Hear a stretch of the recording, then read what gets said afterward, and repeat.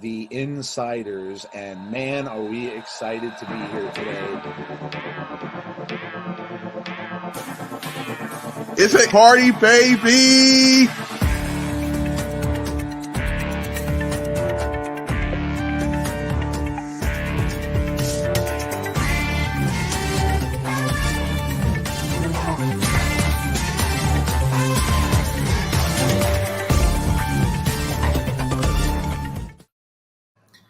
Excited really isn't the word for this week. It's kind of a full boat type of a show. And oh my gosh, it was one thing after another this past week. I couldn't keep up. And you know, why does it work out, Jeff, where it always has to happen when I'm working? Like, do this stuff on my day off, please. We have a lot to talk about, dude. Yeah, a lot to talk about. A whole lot. Jeff's got a drink there, and yeah, we're gonna need it tonight. There is so much going on, not the least of which, and Jeff got to see, and how many times can you say this when you're a wrestling fan, but got to meet two absolute legends, of this business, and he got to meet them with his son. So Jeff, talk about that, man. I know you went today. Yeah, I'm gonna put up the picture real quick. So this is us. A little bit earlier today, we got a chance to meet Lex Luger and Sting, and this was hosted by Heroes Hideout. Shout out to them. I know they have a couple people that listen to the show and watch the show, so shout out to you guys. But yeah, this was at Heroes Hideout, and man, I'll be honest with you, they couldn't have been nicer. They were both very nice. Man, it was tremendous. And, you know, my son was a little bit nervous, and they were both really kind to him and made him feel good. So yeah, it was really cool. It was a cool moment. That's awesome, man. And what a great picture. Yeah, absolutely. Yeah. Right. I know we shared it on Twitter, but yeah, that's amazing. Whenever you can, when you can get out and do stuff like that, and you have the opportunity to do it because you just, you know, like I said, it's almost a once in a lifetime thing when you get to see some of these guys, especially big names like that. I mean, you know, every now and then you'll get wrestlers coming around, but you know, Sting and Luger, two of the all-time greats. So that's amazing. And Jeff lives close to that Heroes Hideout. That's a great place to go if you're in that area. They get a lot of cool people there. So really cool. I know Jeff said Bret Hart is coming up too. Mm-hmm. Yep. In October, they're doing a big event, showcase of legends, and Bret Hart will be a part of that, as will Dustin Rhodes and Malachi Black and Brody King, the House of Black. So yeah, I'm really excited. And Paige will be there too. There you go. So yeah, that'll be good. That's awesome. Very, very cool. Well, there you go. We'll lead off the show that way. I'm going to welcome some people in, and we got to dig right in because, like I said, we have a full plate. So lots to talk about. And I see a lot of people are already commenting on Vince McMahon. We will get to that ASAP. We've got James Grant. We got Casey. Hello. We got Paul. Hello to you. We got James Chadwick. Yo. We got Derek Fleming. What's up, Derek? We got James Grant. I said James. We got the Coog. We got Dana. We got Jason Peace. We got Aaron. We've got Shane. We've got Dylan. We've got Janelle. We've got Alicia. We have Tony. We have, let me see if I'm missing anyone. Let's see. Who didn't I see? Who didn't I yell out? And Alexa Bliss Gamer 0809. We have Jason Stoffer is here. We have Conrad in the chat. What's up, Conrad? We have Big Dan. Big Dan is here. We have, I think I'm good. I think we caught up. Okay. All right. Good amount of people out there to start the show. Welcome in. Thank you all for coming out. Little piece of business here really quickly. So after tonight, now tomorrow, a little bit of a special night. We will have Abby's Window, which again, you know, we're kind of waiting with sort of bated breath on that because they're going to talk about a tweet, of course, that was talked about last week. It, of course, appeared on Bray's Twitter account. They will talk all about that tomorrow. And then we are going to do a watch along for Monday Night Raw. Yes. It's going to be a big show. It's in MSG, which is always huge for them. Rey Mysterio's 20th anniversary, of course. Roman Reigns wrestling his first match on Raw in quite some time. And we get the return of Edge. And we will, of course, that's a big point of contention because they said he's coming back as Rated R Superstar. And, Jeff has a little theory on that, and he'll probably go over it on Abby's tomorrow night. So don't miss that because it's a complete kind of a turnaround from maybe what we were all thinking. And if you didn't see it, I shared it on Twitter. But if you didn't see it on Twitter, come back to Abby's tomorrow night because Jeff will talk about that and exactly what that might all mean. So it's really interesting and really, really cool. So that's a segue, and we're not going to spoil it. So come back tomorrow night for that. So a little piece of business to start off quickly. And let's get right into it because, what else can be the top story? Yeah, man. Yeah, Vince McMahon retires from WWE. I said when I saw it, and again, of course, I saw it at work, and everything exploded. The internet went crazy, and Twitter was blowing up, and everyone was going nuts. But I was shocked. I can't say in the back of my mind I didn't kind of think that something was coming because of all the litigations and allegations and every other thing that's going on. So I can't say I'm shocked by that part of it. But deep down inside, knowing Vince McMahon, I did not think he was going to go out without kicking and screaming. And this was very passive. He came out and, thanked everyone on his Twitter.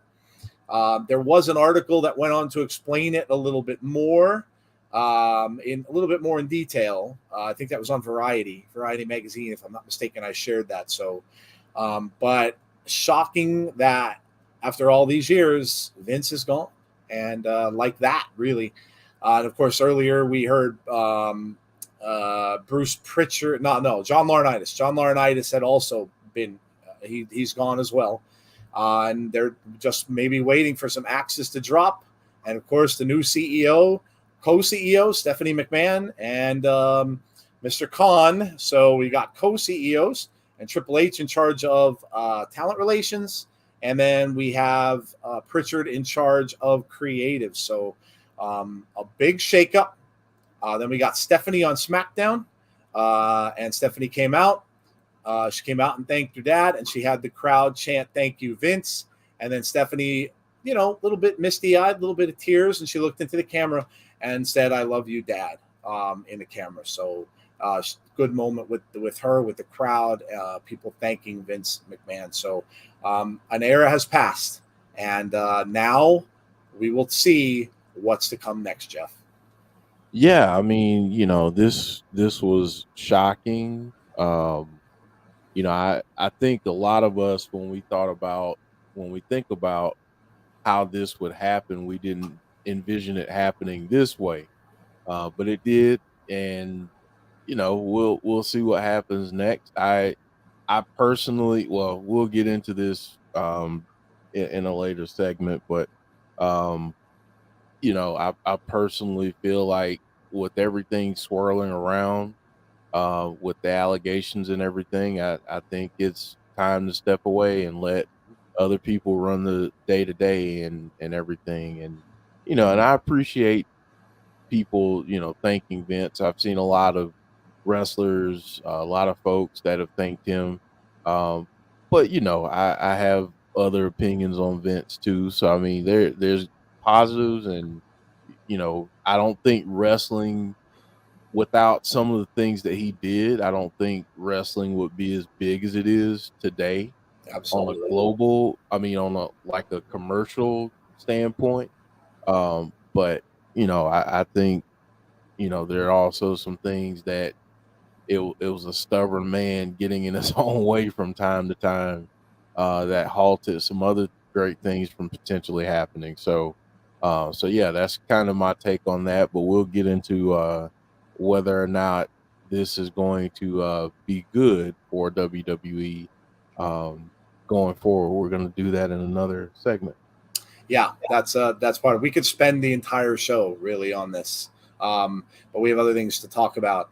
But yeah, and there's something in my grievances that's coming up that's going to deal with this too. So we're gonna come back to this.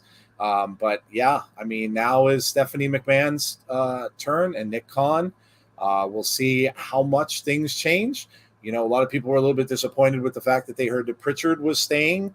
But yeah, he's staying, but now he's got new people over him. And remember, all those stories we heard about how much Vince changed up shows. So Pritchard might have been there to begin with, but then Vince would come in, kind of step in, and he would change things. So that kind of stuff may not happen anymore. So either Pritchard will have more freedom to do things maybe that he wanted to do before, or he may get input from Stephanie and Nick Khan, and that could make it different as well. So yeah, you're going to see changes. You're going to see changes. Of course, we got the TV14 thing coming up. SummerSlam has been marked as TV14 on Peacock, so that's coming into play. And yeah, I think you're going to see things, and people are going to ask about other stuff, which we'll cover in Sell or No Sell. But going to ask about talent and things like that also. So I know you have other things to talk about, but I want to ask all of your thoughts and prayers for my father. We learned yesterday he came down with COVID. We learned yesterday he felt tired and achy. But now it seems, well, yeah, absolutely. Yeah, prayers for your dad, man. All right. We got to move on because we have a gazillion topics. So let's get right to it. This one deals with the retirement as well. Yeah, Brock Lesnar apparently, reportedly got upset and left, but he came back, so that's a good thing. I would imagine that sent people into a panic. Apparently, the story behind this was the talent was told backstage about the retirement of Vince, and Brock didn't take it so well. Brock kind of said, well, if he's gone, then I'm gone, was the quote that we got from several different dirt sheets. So, it often makes me, when you hear this stuff, it makes me wonder, where the hell are they getting this stuff from? Yeah. Because, where are they getting this? Like, this is in the locker room. But yeah, so Brock took off. It prompted folks to, and you could kind of see, like, they've kind of tried to weave it into the storylines a little bit if you watch SmackDown, because you heard Adam Pearce look kind of nervous and talked about, like, I hope something else doesn't go wrong.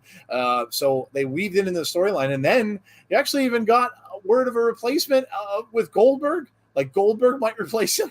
So they were in panic mode. But lo and behold, and then as the show was going on, you got tweets saying that people were trying to talk him into coming back. And then, of course, he did.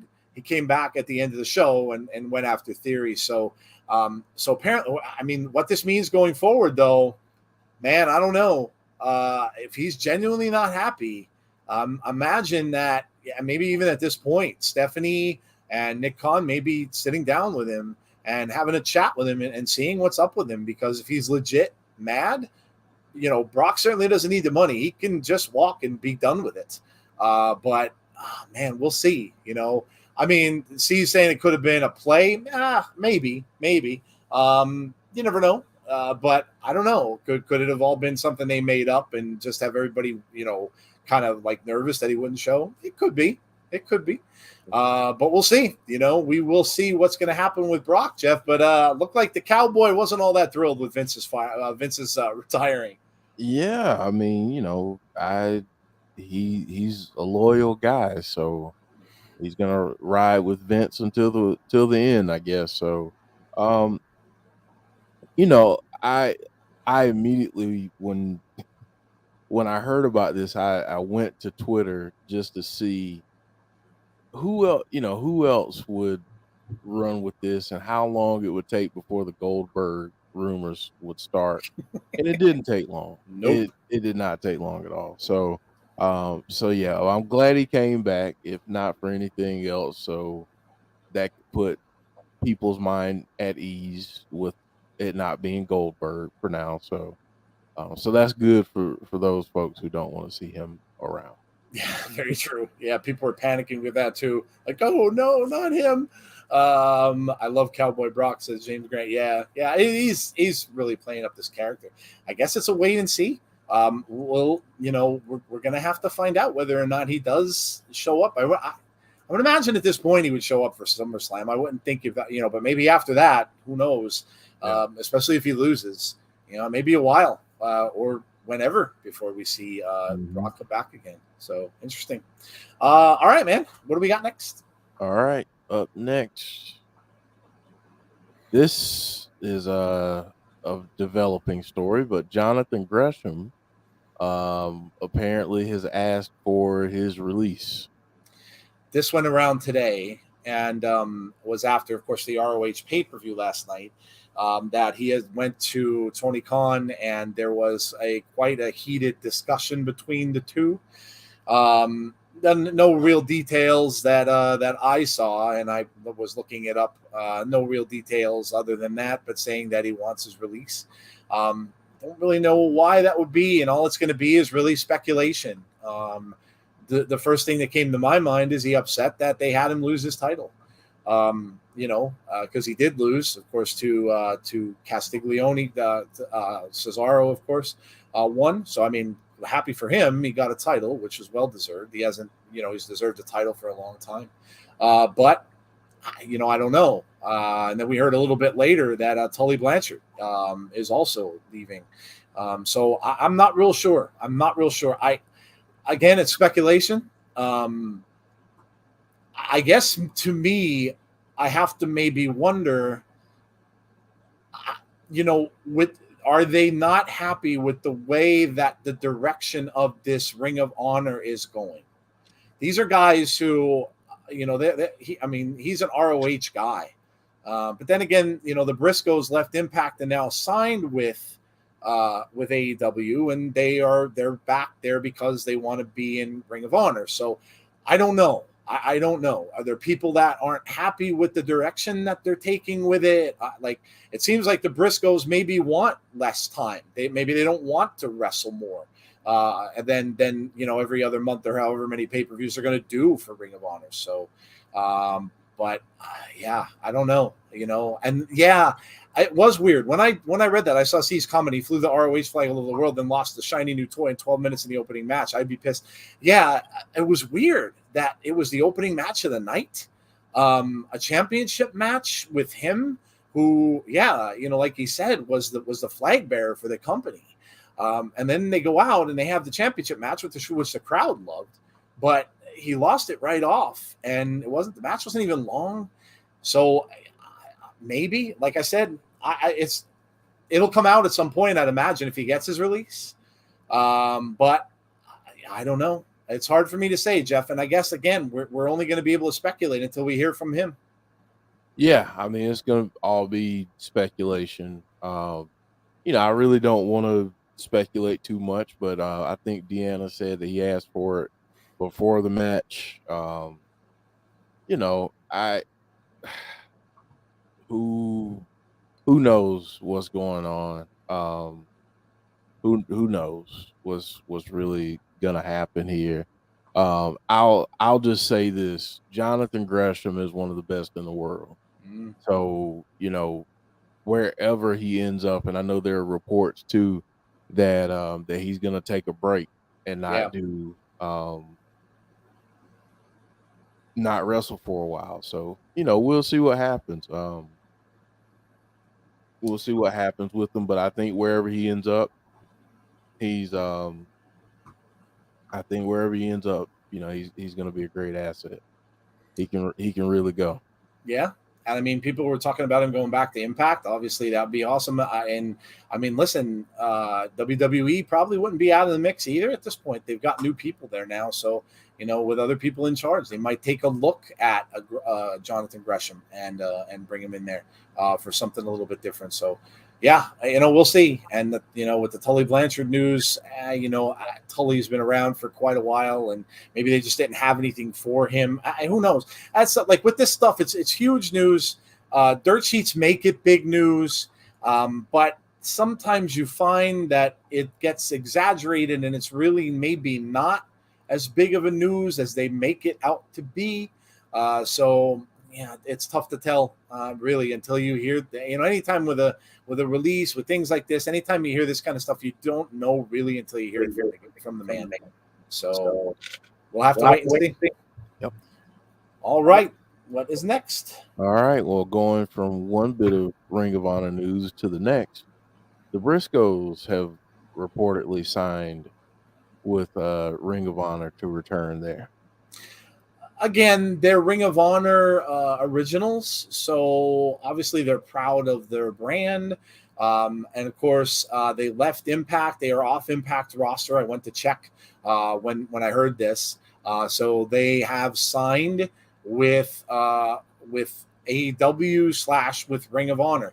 And I think I was talking to Conrad in message in DMs, and I was like, well, that's kind of, I'm not real sure that they would get a lot of TV time because the Ring of Honor people usually don't.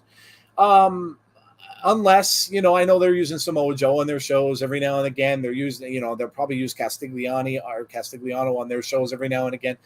So I don't know. Maybe you'll see them a little more on AEW TV, but maybe they just don't want to wrestle as much. Or maybe they want to hit up the indies a little bit in between. So really not sure. Again, they're proud of that brand. They came from Ring of Honor, and they want money. It could very well be. It could be money. It could be money at this point in their careers. I know one of them just had a baby, so maybe that could be all it is. But for better or worse, whether you're a fan of these guys, the Briscoes are now a part of Ring of Honor. And we'll see when we get to see them again, Jeff. Yeah, and you know what? Good for them. Get that money, stack up that money. I'm not mad at them. I get it. If I'm an Impact fan, I hate that they're not there because it added, just another tremendous tag team to the division. But you know what? It's all good. It's all about their happiness and where they end up and what it is they want to do with their career. So I'm happy for them. That match last night, Joe, I don't know if you got a chance to see any of it. I did not. That best 2 out of 3. Oh man, what a match. Yeah. I read the reviews on it from Bleacher Report, and they gave a couple of the matches in their A pluses. I think that was one of them. But yeah, I've heard good things. I have not gotten a chance to go and watch it, so I definitely will have to do that. But yeah, I heard from a lot of people that it's really, really good. Brian Coleman just wanted to stop by and say hi. Some other support to you guys in the chat. Hey, Brian, how are you? Yeah, no worries. Nice. Thanks for stopping by. Classic tag team wrestling, Chef's Kiss, excellent match. I'll tell you right now, if the WWE ever opened the Forbidden Door, the Briscoes versus FTR versus the Usos versus the Street Profits would be one hell of a match. Briscoes are closer to the end. They put on the most awesome match last night. Where was it on? Was it on Bleacher? Well, it possibly. Okay. I already know where you're going. Say no more. Yeah, I know where you're going. That was the best 2 out of 3 falls match in years. 5 stars easy. Tag team match last night felt like early 80s territory days. Classic match. Cool. That's awesome. Yeah, I'll have to definitely check it out. All right. And I think we go right over to another thing with ROH. Yeah, we're heavy on Ring of Honor, so we're gonna recap last night. I didn't get a chance to finish everything yet, but I've watched some of it, and from what I saw, it was good. I'm gonna defer to you, Jeff, because I didn't get to see it. So go through what you saw. So far, and I've skipped around. I saw the tag match. I saw Gresham and Claudio, and that's about it. Okay. So I caught the high points that I wanted to see, and then I'm going back tonight and watching the rest. I know Samoa Joe retained. Yeah, Samoa Joe retained. I read about that. I know Serena Deeb lost to Raquel. Mercedes. I'm sorry, Mercedes. Yes, yeah. Thank you. Mercedes won, retained her title. The Gresham was Gresham's title the only one that was lost? Yes. Okay. Okay. Yeah. But let us know in the chat. Yuta and Garcia was good. Conrad says Rush versus Dragon Lee was fire. That's what I'm watching next. Rush and Dragon Lee. Okay. Big Boy Dally. Wow, it's been a while. What's up, Big Boy Hello Dally? to you. It's been a while since we've seen you.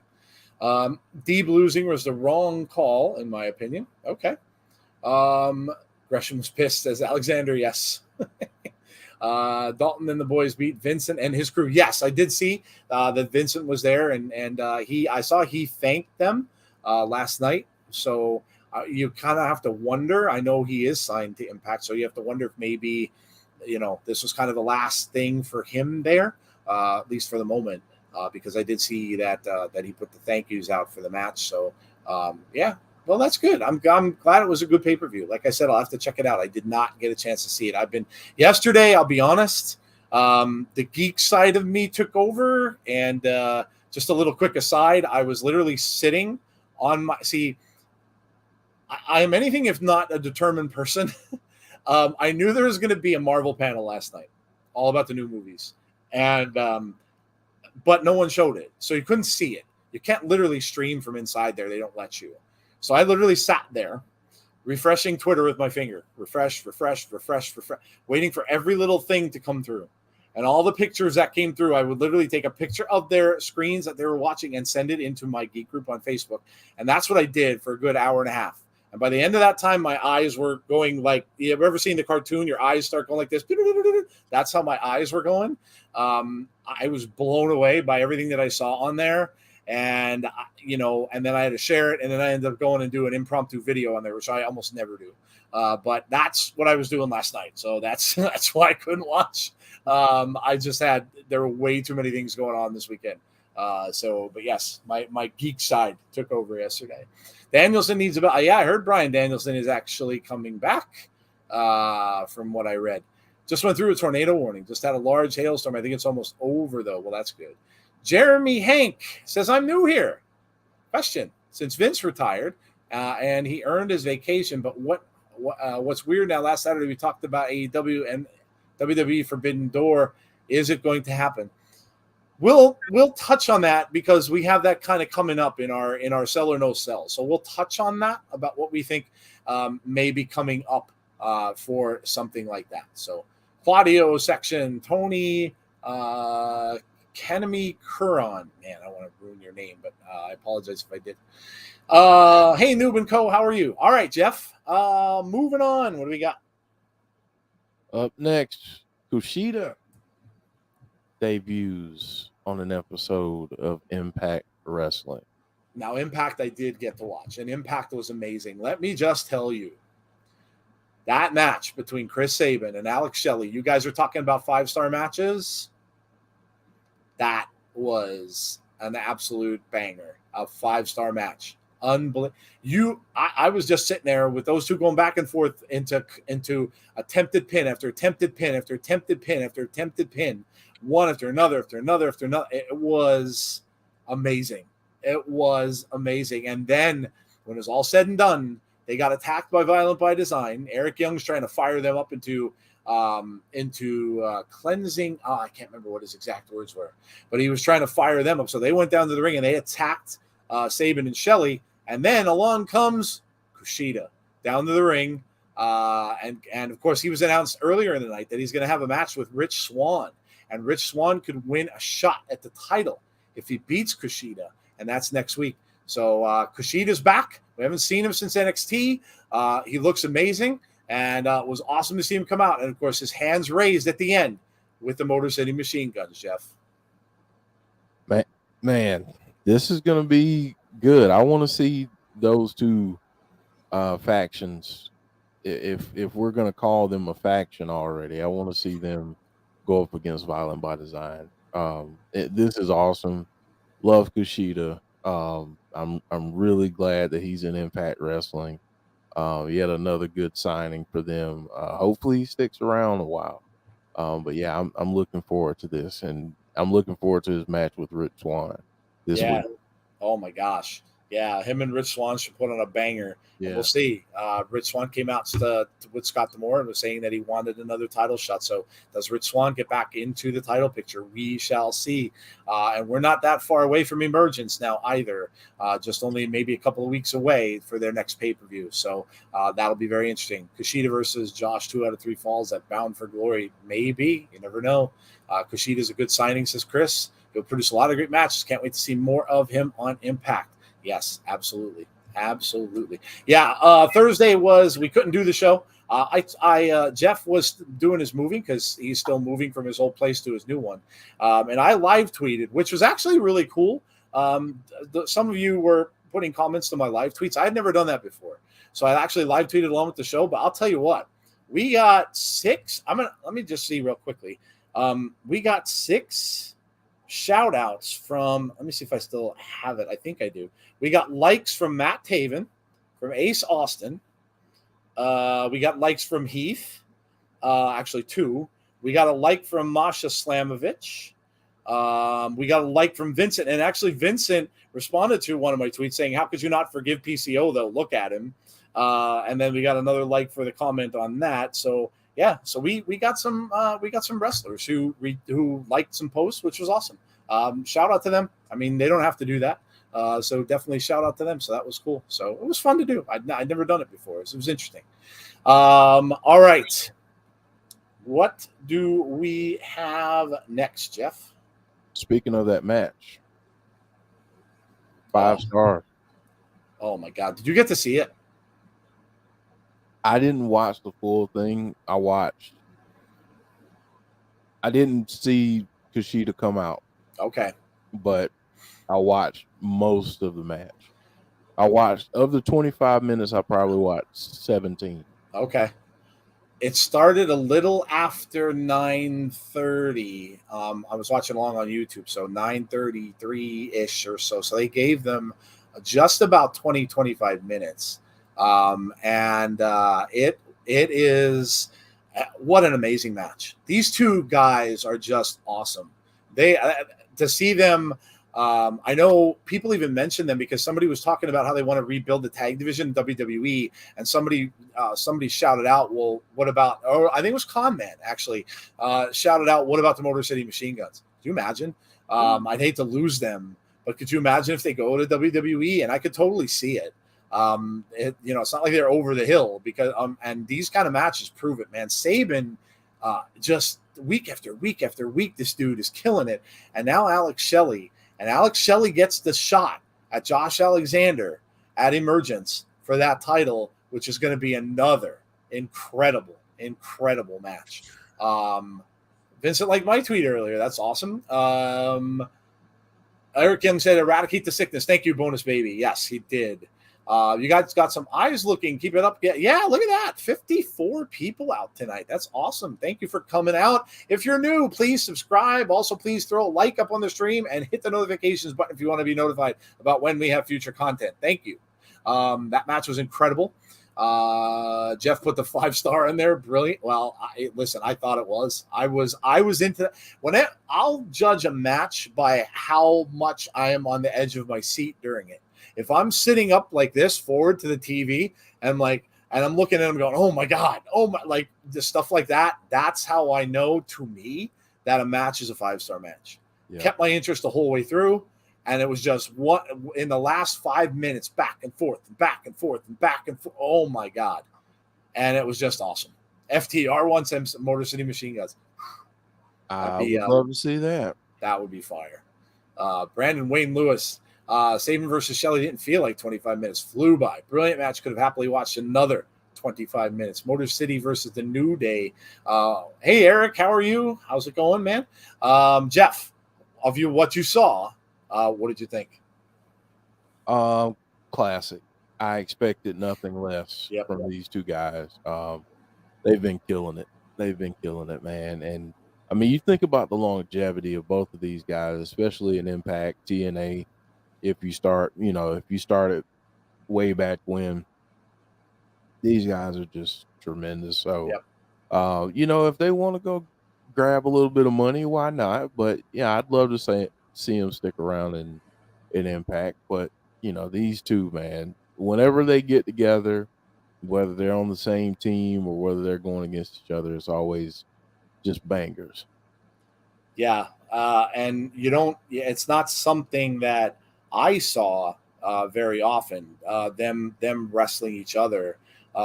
So to see that was pretty exciting, because it's not something I saw much of since I've been watching Impact more recently. So was a bonus, and what an amazing match, and then what an amazing ending. As if you didn't have the great match, and then you have Kushida come running out there at the end, was awesome.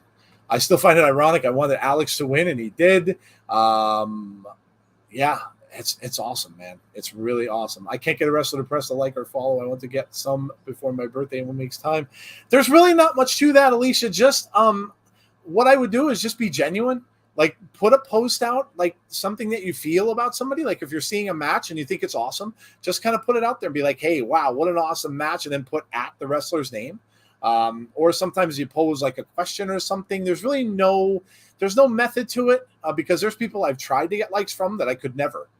It just really depends too on who runs their social media, because some of them they can't all have time to spend on there, because a lot of them are wrestling and doing other things. So sometimes they have someone run it for them.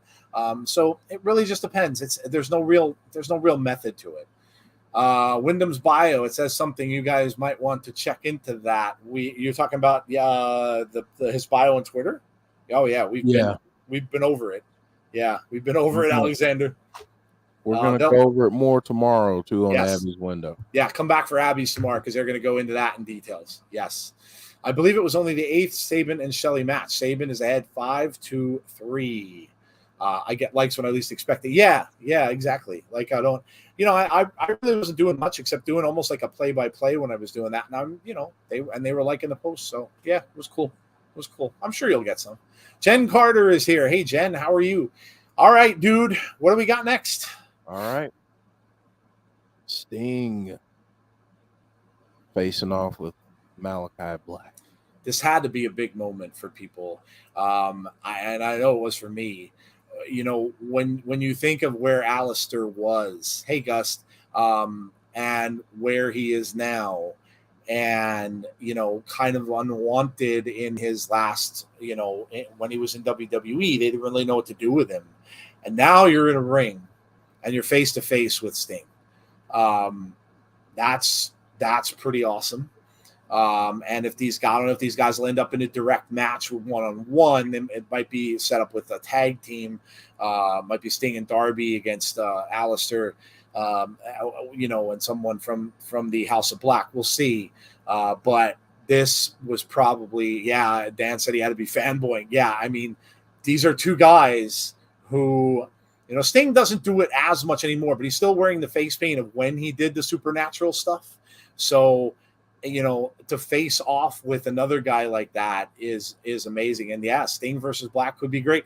Yeah, I mean, Sting's still wrestling like he was much, much younger. And I'm sure Alistair would, be able to provide him a good match and a safe match for a guy of Sting's age. So yeah, it's absolutely crazy that these two are eye to eye, face to face. We'll see where it goes. But I know this was a big moment for fans. And I'm sure this was big for fans of both of these guys, Jeff, and probably a big moment in Alistair's career. Yeah, especially, I mean, a moment like this, you don't even have to put hands on each other. This is a huge moment for Alistair Black. So, yep. So not Malachi. Sorry, I'm calling him Alistair. Yeah, I probably said it too. Malachi. Yes. This is wherever it's going, I'm intrigued. I want to see what happens, because I want to see these two play some mind games. I want to see these two facing off at some point. So, that's what I want to see, and not just because I met Sting today. Not just because of that. No favoritism there whatsoever. Wow, I didn't like seeing Sting in a sleeper from Brody. Really hated that. I just hope Sting doesn't get injured. Dionne says could be an iconic showdown. Remember, the house always wins, says Eric. Malachi looked cool on the outside, but on the inside, it had to be it's Sting. Sting knows selling a black mask kick. Haha. It was like when Bray came face to face with The Rock. Yeah, I mean, it has to be butterflies for some of these guys, these younger guys, when they come in the ring and they're face to face with a legend. It really does. So, yeah, absolutely. All right, man. What is up next? Last news topic. Okay. We got Jericho and Eddie Kingston facing off. I'm going to put this one out to you guys. I saw this, and I'm just going to let you guys talk about this one a little bit in the chat. The match was, of course, a barbed wire everywhere match. You had the blood, of course, which, I mean, we knew we get. Whenever Jericho said he's going to be the Painmaker, you know Jericho's going to bleed. That's just a given. And then, of course, you had Jericho wrapped up. He won, but you had him wrapped up in the spider web of barbed wire at the end that they actually had to cut him out of. But here were some of the things. Now, I happened to listen to the Busted Open follow-up show for this, and this was some of the stuff that I heard from their show. It was good, but kind of sloppy, and not in a good way, Deanna says. Okay. Now I'm going to play on that a little bit. What did you all think of, number one, not being able to open a cage door with a key, and number two, having it shown that the wrestlers could have always gotten out of the bars at any time they wanted to? Because they were going back and forth on it on Busted Open. Bully kind of always points out technical stuff with AEW. But this time LaGreca kind of agreed with him a little bit.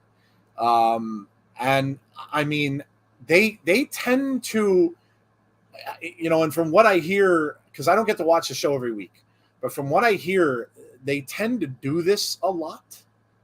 And, number one, it's a production thing, first off, because why would you show it?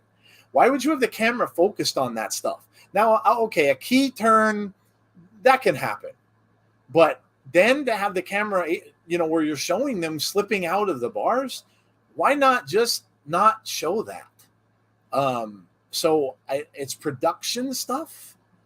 But, I don't, these are the little things. But I don't know, Conrad. I mean, I get it, but I don't know. It just seemed to me like I don't know. And then obviously the rest of the chat kind of talking about the same way. It was a bad match, really bad. Derek said, thought it was okay. A few good spots, but then again, large noticeable botches. James says very sloppy. Was stupid coming through the bars. Why did they wait to begin with? Right, like it's if I get it. They're suspended, but I don't know. Wrestlers have fallen farther than that. Shane McMahon jumps that far almost how high is the steel cage? I mean, people fall farther than that. So, man, I don't know. It was a letdown, says Eric. So I'm not a fan of that match. Maybe we need to cool it on the gimmick matches for a bit. AEW, says Derek. Bully's old school. Yeah, and Bully has a tendency to pick out things like he always does when I listen to him. He picks out the technical stuff. Again, I watched it. I saw those things, and it's almost as if you kind of expect it on these gimmick matches now. We had that exploding one that nobody will forget the ending of that. Like, it almost seems like it's these gimmick matches that they just don't get right. And if that's the case, maybe the folks in the chat are right and don't do them so much anymore. Maybe save them for pay-per-views. When you have a little bit of a bigger budget to do production stuff, I don't know. I don't know what the answer is. If something goes wrong, let it go wrong and allow commentary backstage to cover it up, which they did. They were saying that Ruby swapped the keys.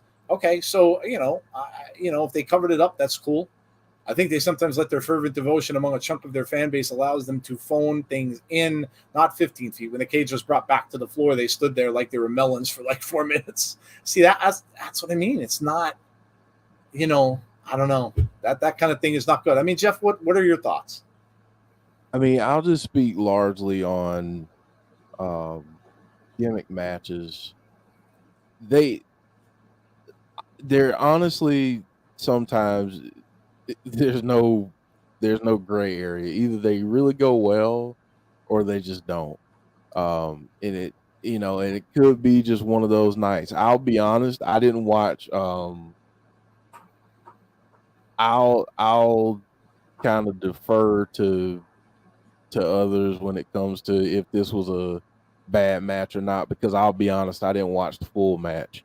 I know a lot of people didn't like it.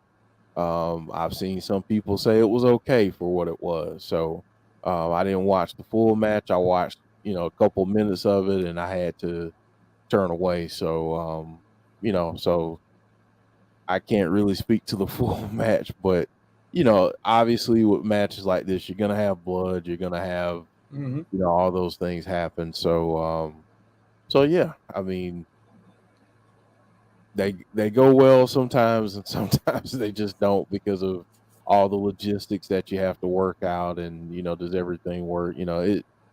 There's a lot that goes into it. The other thing they were talking about too is who really needed to win this. Should Jericho have actually won the match, or should it have been Eddie Kingston? They're obviously done with the feud, so should it have been Kingston that went over? Or, Jericho doesn't need to be over on anything. Jericho's over no matter what you do at this point in his career. So that there was talk about that too, like who should have won.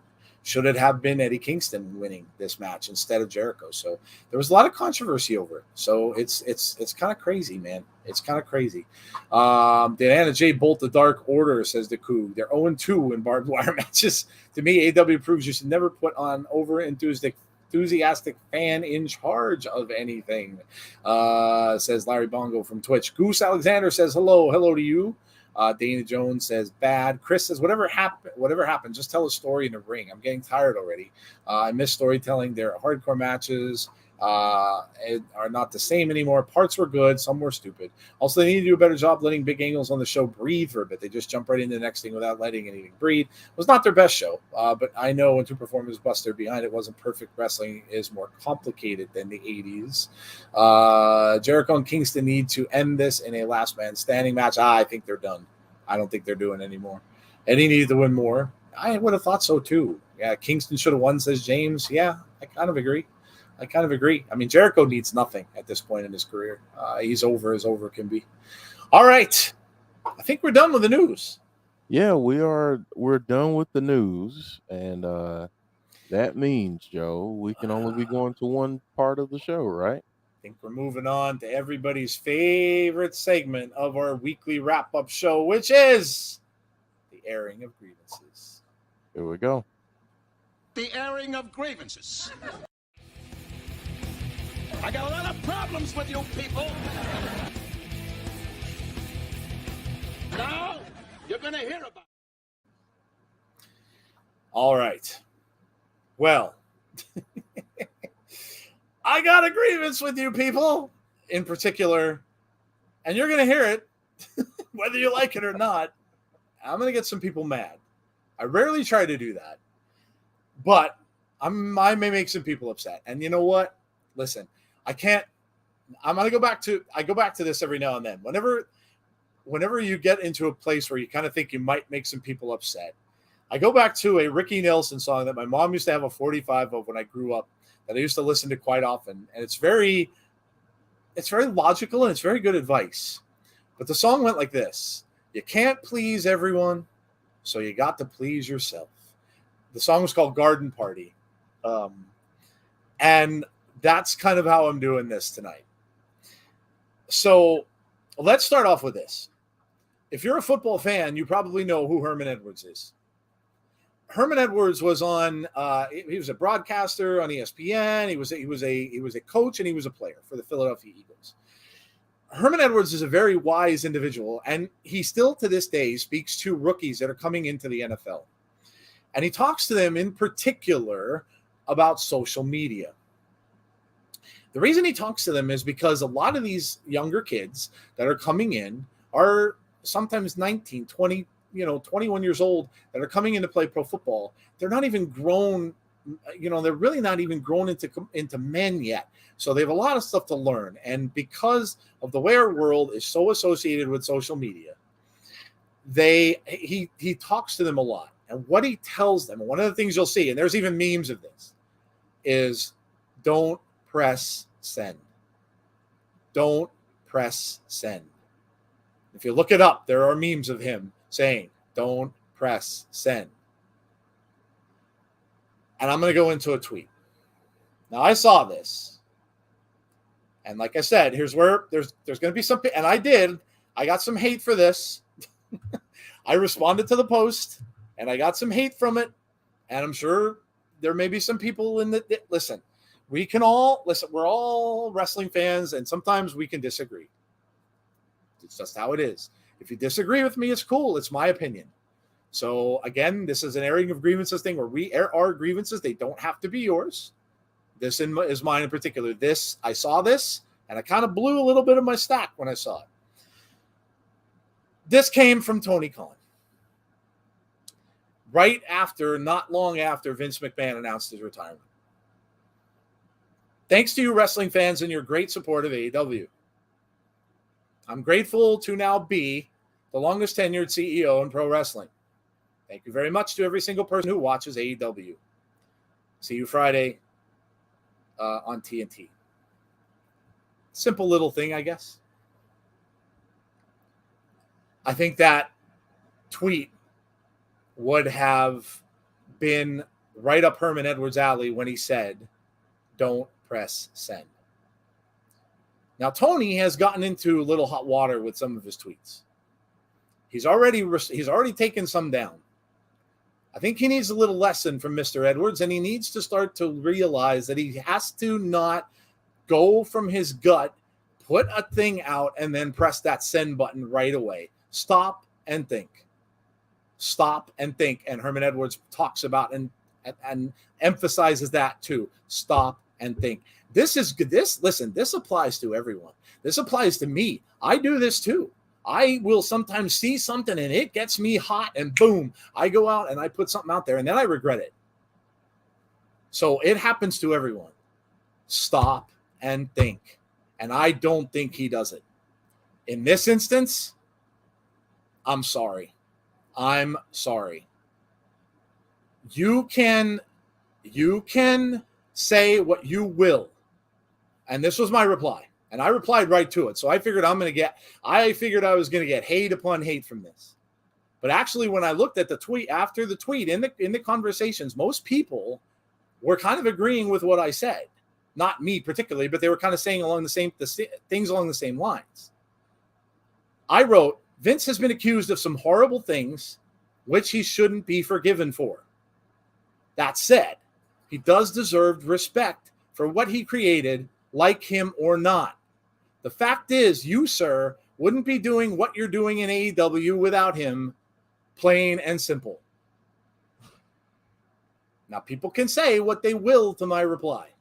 That's my reply. That's how I feel. I am not, first of all, let me preface this by saying, don't go out there and say that I am in support of how he is acting as a man. I am not and will never be. He's wrong, and if that ends up coming down the pike that he is guilty of that, it is deplorable that you would ever do that to any of your employees, let alone female employees. Okay? Deplorable. There's no other word for that. However, if we are going to start, and this is kind of the crackback that I got from a couple of the people who responded, if we are going to start going back in a man's past, he's 77 years old. Are we going to hold that person to the current thing that they did and forget everything that they did in the past? Is that how we're going to do this now? I don't know that that's the way to go. I don't know that that's the way to go. We are a forgiving society. And usually if someone comes out and does deplorable things, and then they come out and they apologize publicly for them. Now, this hasn't happened to Vince. And again, we don't know what's going to happen with it. We're going to find out somewhere down the road. So Vince created an empire. Vince created WWE. And again, let me ask the folks, and let me send this out to the people who are these AEW people through and through. Have you never watched WWE? And if so, did you hate it then too? Did you hate Vince then as well? Or were you entertained by him at certain points? No, I'm not saying, no, Gus, he did not apologize. No, I'm saying if it does happen down the road that he apologized. No, there was no proven guilty or anything like that. So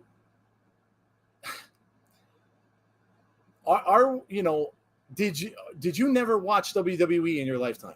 I'll bet you did. And I'll bet at some point you were a fan of the show. I'll bet you at some point you enjoyed the show.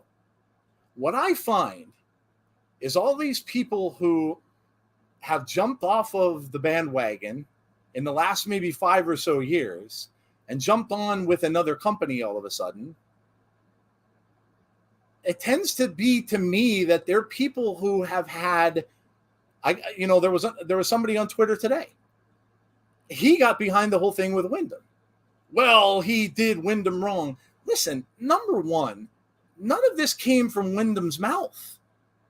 You didn't hear this from Wyndham. You heard it from dirt sheets. Are we believing that? Or are we going to wait until Wyndham comes out and actually says what happened? Because we don't know if it was Vince. We don't know if it was, all we know is he was released. We never got the true story from anybody, especially from the man. So are we going to be that way? Are we upset with Vince because of things that he did? Or is that, I don't know, for lack of a better term, is that an excuse for us to say, well, he pissed me off? Look deep down inside, and sometimes what you find you're not necessarily going to like. Look deep down inside and ask yourself that question. If I was watching WWE, all their pay-per-views growing up, WrestleMania 1 through 15 through 20 through whatever, and I was enjoying myself, what occurred to you that upset you the most, that sent you away from their product, if you're not watching anymore? What sent you away from the product? Was it Vince McMahon? Was it the fact that maybe one of the wrestlers you liked left? Or one of the wrestlers you liked was let go? And in which, unless that wrestler came out and told you, you don't even really know what happened in the first place. What I'm trying to say here is Mr. Khan is a billionaire and can say whatever he wants. In this case, I completely disagree. It was out of place. He didn't have to come out. And the other thing I'm going to say too with this, how much of this is stuff that comes from him and how much of this is trying to rile up the masses? And if he's trying to rile up the masses, he's wrong on that count too.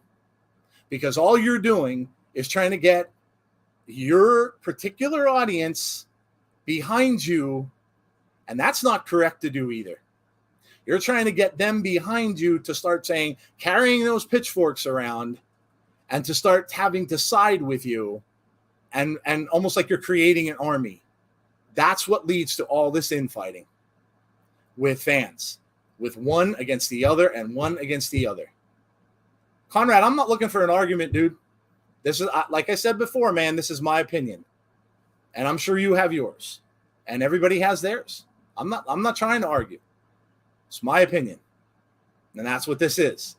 It's my opinion. So I get it. There's people that are very upset today with WWE. I get it.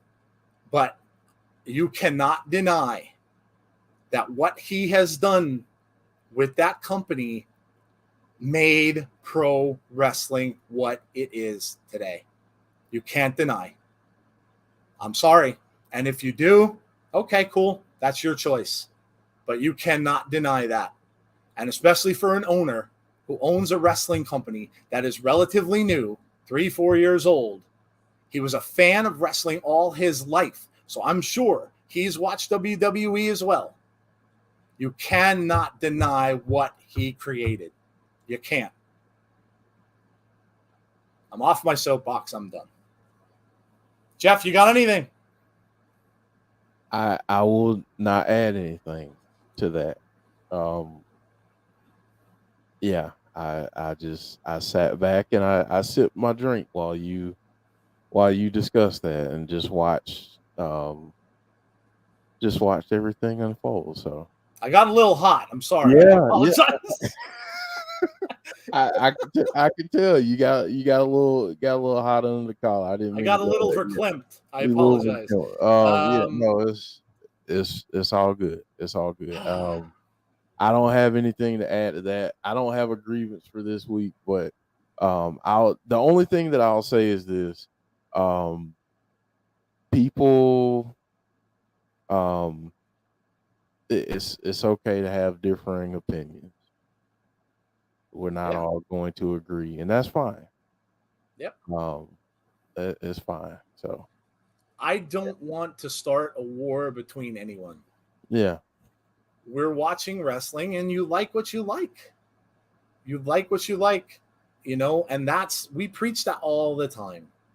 I'm not going to sit here and tell you that one place sucks and one doesn't, because number one, if I don't like it, I just usually don't watch, or I watch it here and there. I'm not the type of person who's going to watch something that I don't necessarily like as much. So I would never ever tell anyone what to like, what to think. And this segment here is pretty much us getting stuff off our chest. I had to get that off my chest, and it was probably because of the tweet that I got today that really pissed me off. I almost went on the Greca rant, but I didn't want to start saying the F-bombs because then our show would have gotten a mature thing, and that would have been a big deal. So I didn't want to do that. But that's probably as close as we'll get to a rant from me. But that's it. It's really just my opinion, and like I said, please don't hold me to the fact that you're saying that, I agree with everything Vince has done over his career and all this stuff is, Joe's sweeping that under the rug, blah, blah, blah. That's not true. It's absolutely not true. So, okay, I'm going to take a breath now. Whew, okay. I'm ready to go on. All right. Well, let's go. Let's go to the next thing. We're going to sell or no sell. So let's go to the next thing here. And the first one, we're going to be talking about them again. So Vince's retirement will be good for WWE, Joe. Sell or no sell? I'm going to sell it. I'm going to sell it. I love it! For more than a few reasons. One, with everything going on with him, there's a black cloud over a lot of stuff right now. And that's never easy. It's like, the stuff you have going on with pro athletes and stuff like that when there's, lawsuits against them. And who's the Browns quarterback? Watson. It's almost like there's a black cloud around him because of all this stuff with the lawsuits. I know the Dodgers pitcher, Trevor Bauer, same way. Lawsuits with him, and then it kind of had a black cloud around the whole team. So I kind of think a lot of that spreads down, and you wonder with the allegations going on that how do the women feel in the locker room? You got to think of that too. So selling, and also selling because I think we're gonna get changes, and I think we're gonna get changes for the better. Where Vince may have been very rigid to change. I think you're going to see other people wanting opinions and going in a different direction. We could see, Jeff, Sasha and Naomi come back now. Although there was a rumor saying that Sasha is not. But again, rumors all over the place.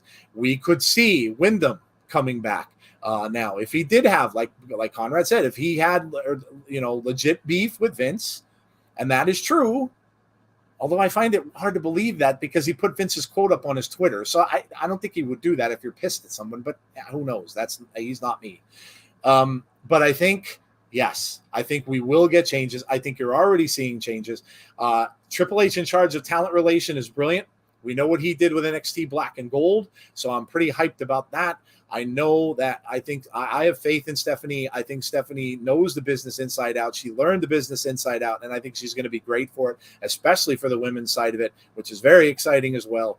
TV 14 could have been an announcement that was made because apparently Vince came out and, well, there was a thing that came out and said that Vince they knew about 10 days before, but he didn't tell anyone publicly.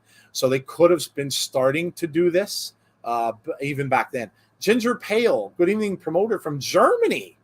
Damn. Wow. Look at that from Germany. That's amazing. How is Germany?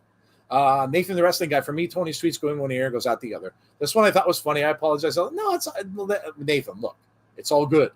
I'm not going to get mad at anybody for having an opinion. It's all good.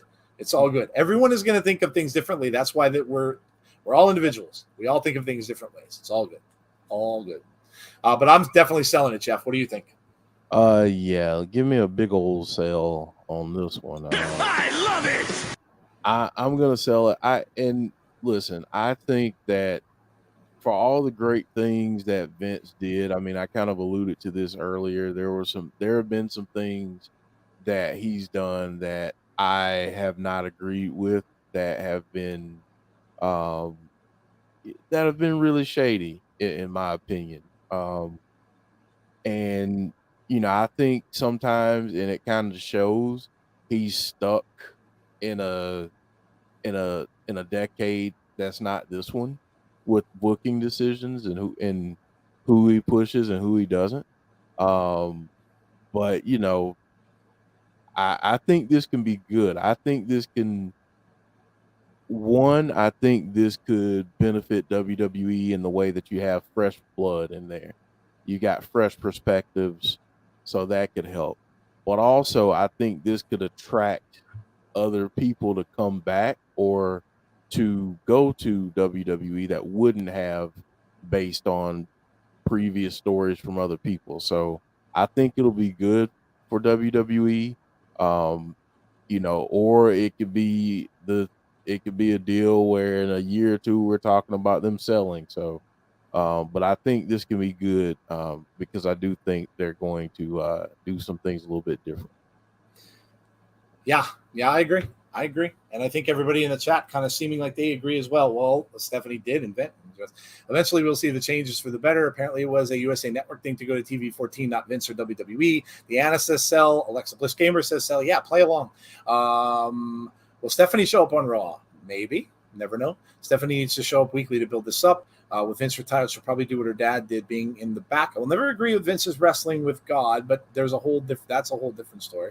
To me, why it could be the top guy. I believe Stephanie will be better. I do think they will sell at some point. Okay. All right. What's next, man? All right. Next up, Ring of Honor needs a weekly show. Sell or no sell? I believe a lot of fans that are big fans of Ring of Honor would probably like it to come back. I know that Ring of Honor never really had good representation on a TV network. Their TV schedule was really weird. They were always on weekends, like late at night, 11 o'clock at night and stuff like that. So they were never really represented very well there.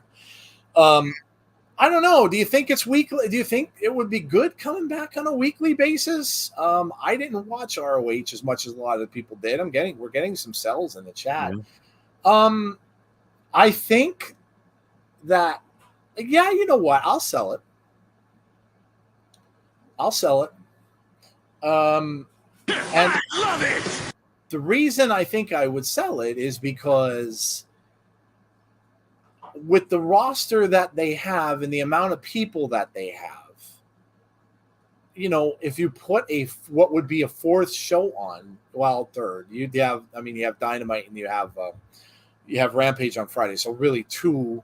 And then you have Dark and stuff like that. I don't count the YouTube shows as TV, shows. So this would be your third show. I don't think it'd be a bad idea if TBS would go for it. I don't know that they will. But you have enough people on that roster that would get more TV time if they did. Again, now you have the Briscoes you can have them in matches weekly. Listen, it doesn't have to be long. ROH shows were usually only an hour. So even if you had a little hour show at some point on a day where you don't normally have content, I wouldn't. Oh, don't put it on Thursday. By the way, I'd really be upset if they put it on Thursday nights, because then you're going against Impact and you're going against MLW. Like, don't put it on Thursday. Put it on a Tuesday or something and try to go up against NXT with it. Maybe, I don't know. But I don't know, Jeff. I wouldn't mind it. They have a lot of people who really aren't seeing a lot of TV time, and it would probably help them out with that extra hour, even if they do have it all ROH related. Yeah, I'm gonna sell it, and then I'm gonna sell it, and then I'm gonna say something that you said something earlier that you were like, man, I'm probably gonna make some people mad, but let me explain. I would make Friday night, instead of Rampage, I would make it Ring of Honor. And I would take some of those storylines for people that don't get as much TV time on Dynamite and on Dark and all of that, and I would incorporate them into your Ring of Honor programming, and you kind of restart that Ring of Honor brand loyalty, so to speak, but you also achieve that goal of getting more people more TV time. So that's what I would do personally. I mean, I just don't think that I don't think that you have another way to carve out another hour, and I think it just makes sense to put it there and kind of rebrand Rampage. It served its purpose, but I think rebranding it and making it Ring of Honor might be a cool little way to kind of spend it, but that's just my idea. Just my idea. I saw some people agreed with you. Eric Rousseau agreed with you. Said I like that thought process. Jason Stoffer said I would rid Rampage and put ROH in Rampage's time slot. Yeah, there you go. I wouldn't mind that at all. Erase Your Mind saying thinks it's a great idea, so a lot of people out there agree. I wouldn't mind it at all. Why not? I mean, you have your 2-hour show, you have your pay-per-views. Make your second show Ring of Honor on a Friday. Mm-hmm. Yeah, why not? I think they I don't know. I think they may get more people. I mean, your AEW people will watch, because they're used to watching Rampage anyway. I think you would just end up probably getting a bigger audience, maybe doing it that way. So, but I would also take some of your people on AEW and have crossover. Oh, sure. Yeah. I mean, use it for what it is and build up Ring of Honor. We might see some of these people that are on Dark getting some airtime. Yeah. Like people that would, the Impact people I know in particular, Rohit, Jake something, people like that, could certainly, go over and cross over into that and get some airtime and stuff like that. So I don't see it as a bad idea at all. I'm good with it. Let's go.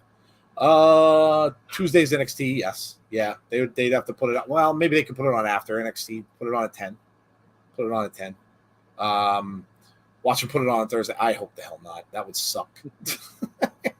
No sell. It was a shame, but ROH was dead before Khan bought it. Let it rest and don't try to modernize the old feeling. Friday, make Rampage / ROH back to back. Wow, that'd be a late show, Deanna. You'd have 10 and then you'd have 10 to 11 and then 11 to midnight. Yeah, or you're talking put it on during SmackDown. I don't know that that'd be a good idea. There's a reason why they have their show on at 10. I don't think they would. They'd probably lose out on that. And I don't know that TBS would want to put that in a primetime slot either. So I don't know. It would go. They'd go for that. Make Dynamite 3 hours to replace Rampage and put ROH in its place. James wants another 3-hour show. Oh boy. You're teetering on the edge of the cliff with that one. With how, with Raw with the 3 hours that people all say is way, way too long. So I don't know. It's that's risky. I hope ROH is on the weekend, says Beast Club. Sell. AEW needs an NXT. Okay. You're going to use it as an NXT? Okay. All right. Jeff, no, I did not see your comment about the music guy. Let me go back and see if I could find your purple circle. Give me a second. Do you think WWE should hire Jim Johnson back or a new music in-house producer. I don't know. Music is done a lot differently now. The wrestlers kind of have some input on themes and things like that now. They get bands to do them in some cases. So I don't know. That's a tough question. I don't know. I don't know that you would go back to just one music guy. I don't think they think of it along those lines anymore. Maybe like they used to. All right, man. What's next, Jeff? All right. Up next, VXT. So Deonna Purrazzo and Chelsea Green will be Impact Knockouts Tag Team Champions. Yeah, I mean, they're getting their match at Emergence, so it's not that far away that we will see that happen.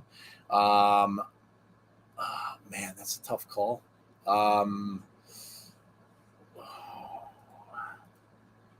Yeah, you know what? I think I'm going to sell it.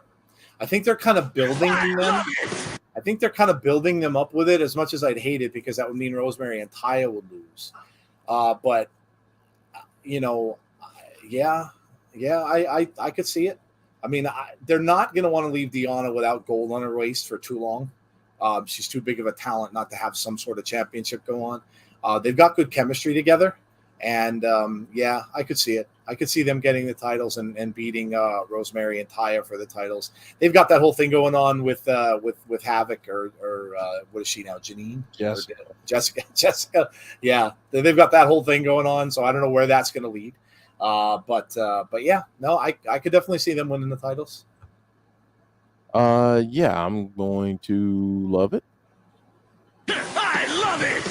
I think they'll put the titles on them. I don't know if it'll happen at Emergence. Maybe it does, but I do think they'll put the titles on them. I do think that they will do some great things for the tag team titles. I think they've been good since the titles have been brought in, but I think this would take them to a whole nother level. And if I'm being honest, I think this could be a way for Impact to say, other companies who have women's tag team titles, this is how you book women's tag team wrestling. Yeah. And this is how you book women's tag team wrestling champions. Yeah. Just throwing that out there. Yeah, for sure, man. And like I said, I think Chelsea's been on a roll. Listen, they had her beat Mickey, which, Mickey put her over. So obviously, it's Chelsea's time. And she was kind of been in the mix, but really not getting a big push or anything like that for a title. And this could be the way that they do it. And like I said, Deonna, I don't think is ever going to be very far from gold because she's just that good. So having them with the belts, then you got to start to wonder, well, who knocks them off? Because they're a pretty formidable team. So this could be going a good long time that they could have a reign with those tag team titles. And yeah, I'd be surprised if they didn't win them at Emergence. So yeah, I agree. Cell, I tweeted they will be the next champs. Deanna says Cell. Wyatt equals Slipknot. Chris says, hi, I'm Jessica. LOL. Yes, it's Jessica. Yes. Janine. I don't know where the hell I got Janine from. Swag fan says no Cell. James Grant says Cell. Too soon, but I think they will do it. Jim Johnson understands today's music because he made Baron Corbin's theme when Corbin replaced Superhuman for End of Days and God or God, who was the theme amazing. Him and CFO make good music. Aaron says no Cell. I think they win, and at Hard to Kill, Jessica and Billy, aka an Inspiration, return. That's interesting. Cell, I guess. I'm not too close to Impact anymore because I watch. Oh, you should watch, dude. I watch Impact for VPD, Moose, and with Morrissey. Yeah, Moose was on last week's show, actually helping Macklin attack Sami Callihan. So no Cell, I don't see that happening right now, mainly due to my biasness towards the current champs. LOL, said Big Boy Dally. Cell, but not an Emergence. Give it a couple matches before it changed. No Cell, I'm staying true to Rosemary. Keep kayfabe, Joe. Yes. When I heard the name of VXT, I was thinking, what? Was Impact playing with WWE's NXT? No Cell, and I'm telling you why, because of Mia Yim and Jordan Grace. Tazzy is here. What's up, Tazzy? Says Cell. congrats to Mike Rotunda as he was announced as into Dan Gable National Wrestling Museum Hall of Fame. That's cool. Very good. All right, man. Moving on. All right, so we've got what to watch for. What to watch for is our next segment. So what should you be watching for in this coming week of pro wrestling? There's so much always going on, but what are we? Well, of course, this is the big one. We're only we're less than 6 days away from another pay-per-view for WWE, and this is early this year, very early in August. Usually this happens late August, but the schedule is changed a little bit because of the pay-per-view that is in England, which is that next one, the Clash at the Castle. So they moved this around. So we got SummerSlam right around the corner, and that means we've got go-home shows on Monday, and we've got one on Friday on SmackDown. And of course, we went over this at the beginning of the show, but we will be doing a watch along for Monday Night Raw tomorrow night. It's kind of rare. We don't do these as much anymore, but figured it's going to be a big show because we have the Rey Mysterio 20th anniversary celebration, which is probably going to lead to Edge's return because we heard he's coming back as a rated R superstar. Let's find out. We also have Roman Reigns wrestling on Raw for the first time in a good long time, among other things that we will see before SummerSlam. So it's going to be a big Raw tomorrow night, I believe. And Big Boy Dallas said, not usually hyped about Raw shows, especially go-home shows. Yeah, they sometimes don't do them as well. But yeah, I think a lot of people are looking forward to this show. Yeah. My question is, Jeff, and Jeff and I were in a pretty good discussion about with the Bray tweets, and of course Jeff and Jody will cover this in great lengths tomorrow. But my question is, and Jeff's you wait to hear Jeff's theory on those promos, but are we going to see another one of those promos tomorrow, or are we not? And are they going to wait until SummerSlam? That's my question, because those of you out there that are thinking that Wyndham has something to do with this, whether it be he's going to come in with Edge or he's going to come in by himself. Jeff's got a whole different theory about that. So make sure you're listening tomorrow to Abby's Window, because him and I shared it. I mean, it's a really, really cool way of looking at it. Kind of make you think twice about what you've seen so far. So tune into Abby's tomorrow. I don't want to spoil it. But yeah, man, SummerSlam's right around the corner. 2 go-home shows this week, and we're going to do one tomorrow night. All I have to play is this.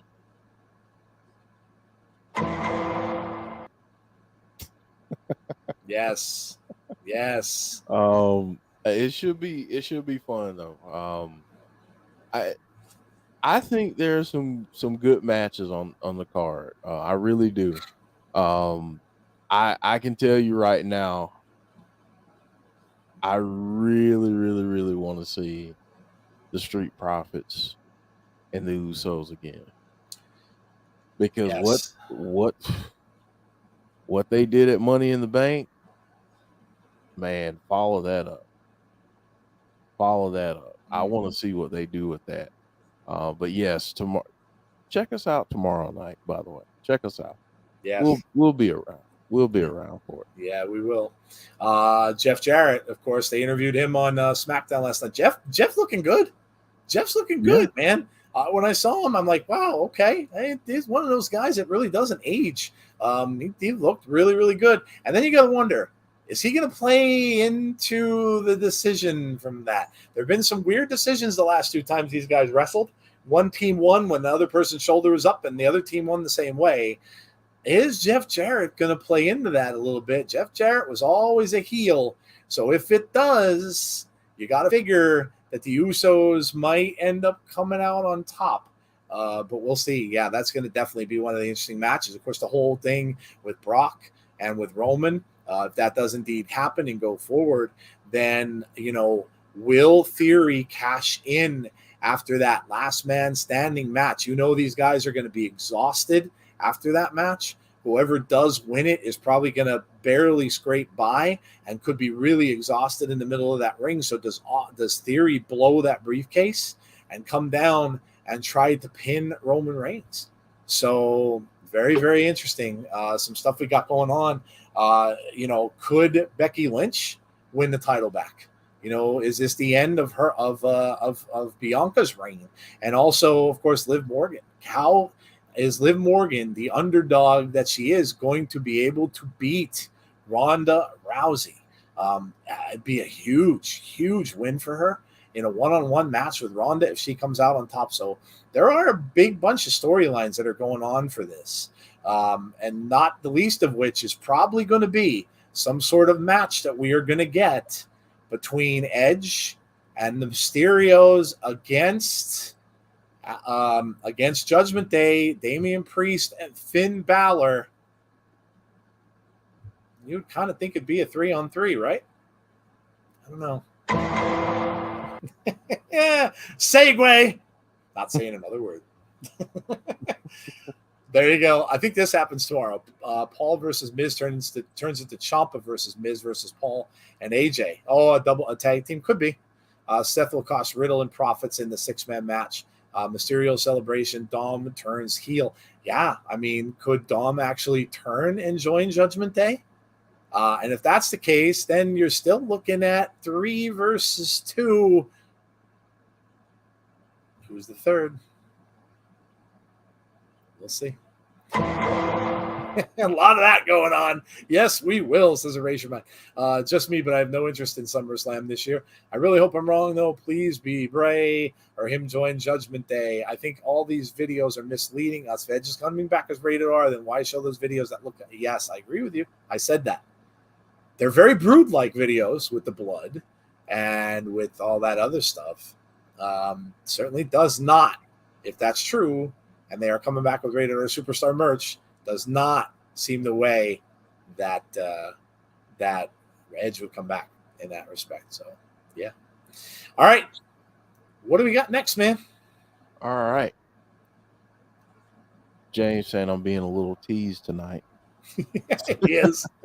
Well, you just got to come back and watch. Just got to come back and watch. That's how it goes. We got to do that from time to time.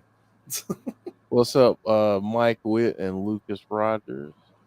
So hey, Lucas. We've got top moments, the favorite moments of the week, Joe. Our favorite moments of the week. See, I had a comment I missed. Can you believe Jeff Jarrett is on WWE TV and Ric Flair is wrestling a match both after Vince retires via the time travel machine? I'd make a fortune on that bet. Yes. Yes. We do this every week. What were your top moments of the week? So obviously, whenever you watch wrestling, you're going to have something that is going to really excite you. Or I kind of have to question as to why you're watching in the first place. But something that really excited you that you saw in wrestling this week, you can give us your top 3. We are going to do the same. So, Jeff, I'll start with you. What is your number 3 moment of the week? All right, my number 3 moment of the week, even though I didn't watch the whole thing, I saw enough of it to know that this was a favorite moment of the week. And that was that Alex Shelley and Chris Sabin match. That was, from what I've seen thus far, it was tremendous. So that's my number 3 of the week. Okay. All right. Oh man, my number 3. Well, I'm gonna go with Kushida's return. At the end of that awesome match between Alex Shelley and Chris Sabin. I knew that the rumors were out there. I knew he was coming. And of course, with Impact and the tapings and stuff, you're always going to get that. People are always going to spoil the stuff because they know it's out there. But I'm going to say Kushida. Listen, this goes back to the point of where sometimes someone's, I guess, and I would never call this person that, but someone's trash is another person's treasure. Obviously, WWE, didn't really see much in Kushida. He wasn't really going much, doing much of anything in NXT toward the end. And they, released him, and now he's in Impact Wrestling. So, and I think he'll be really, really good there. So I'm excited for that. I was excited when he came out. I didn't expect it, especially after that grueling match that those two guys had. Didn't expect Violent by Design to come down, and didn't expect Kushida to come down on top of that. So Kushida's return or Kushida going into Impact, I thought that was an awesome moment. FTR versus the Briscoes, number 1. Claudio winning. Number 2, Mickey's laugh unbusted open. Oh my God, did you listen to that? I know. God, jeez, Derek. Edge 3, Edge on Raw. Number 3 would be Alex Shelley versus Sabin. Mine was Xavier Woods coming out with the funny mask, talking about when he was dressed up as the Viking Raiders. That was kind of funny, funny promo. That was kind of a funny promo. Alex Shelley versus Sabin. Alex Shelley versus Sabin was number 3 in that crazy vignette on Raw. Alex versus Sabin. Alicia said the same thing. Brock showing up in Wrecking Theory was James number 2.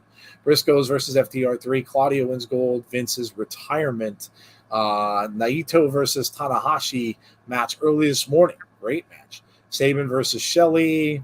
Claudio finally becomes world champ. Vince's retirement. Number 1, Brock Lesnar beating the hell out of Theory with the briefcase made my week. Those shots look brutal. WWE swerving us by having Brock return. Sabin versus Shelley, Claudio winning, and FTR versus the Briscoes. Sabin versus Shelley, FTR versus Briscoes. Vince's retirement. Edge promo. Jungle Boy returns. Yeah, Jungle Boy returns, and Luchasaurus turned back. Yeah, that was a swerve. Vince retired. Bray's newest tweet. Vince retiring because of the shock. Brock wrecking Theory at the end of SmackDown and playing dirt sheets like a violin at annual Sam's convention. Cesaro wins and Gresham cries backstage. Release confirmed, says Jack. Samoa Joe versus Jay Lethal. Brody King versus Darby Allin. San Diego Comic-Con, because figures are always number 1. Yeah, how about they brought those old wrestling figures back? Those ones that look like the old bendy ones from the 80s are coming back. That's amazing. Yeah. That's really cool. Number 1 was Vince retiring. Brock attacking Theory. Drew and Sheamus. Segment from SmackDown. Alexa Bliss winning the 24/7 championship. Yeah, she did have it for a few seconds. Claudio's my favorite. Chris says the TNA show is number 2. Not watch any of G1 yet. Vince McMahon retiring shocked me. Okay, Jeff, what was your number 2? Number 2. I have a tie for number 2. Okay. Because number 1 is sappy, and I don't care what people think. But number 2, for me, it's got to be the FTR Briscoes match. From what I've seen, and Claudio finally winning a championship. That's awesome for him. I'm really happy for him. Yep. Miro returning was my second favorite moment, says Mike Witt. BBC versus FTR 2. New Day said Ring of Honor Tag Team Championship 1. We have new Ring of Honor World Championship. Okay. My number 2. Yeah, I have to go with Claudio winning too. We love Cesaro. I always have. And the fact that he gets gold. There's people in wrestling who are workers, and there's people that are just, deserving of stuff. He's always been a good worker, and he should have had a title before this. So him getting the title, yeah, I totally agree. It was a great moment. I absolutely think that's going to be he's going to have that title, I think, for a little while moving forward. And obviously, I didn't see the match. I'm going to have to go back and watch it as well. But very, very glad for him. That's a big moment in his career. I'm sure he's very, very happy that he made that move. So, all right, there's our number 2. Number 2 for the Cougars and Briscoes versus FTR, which is a classic.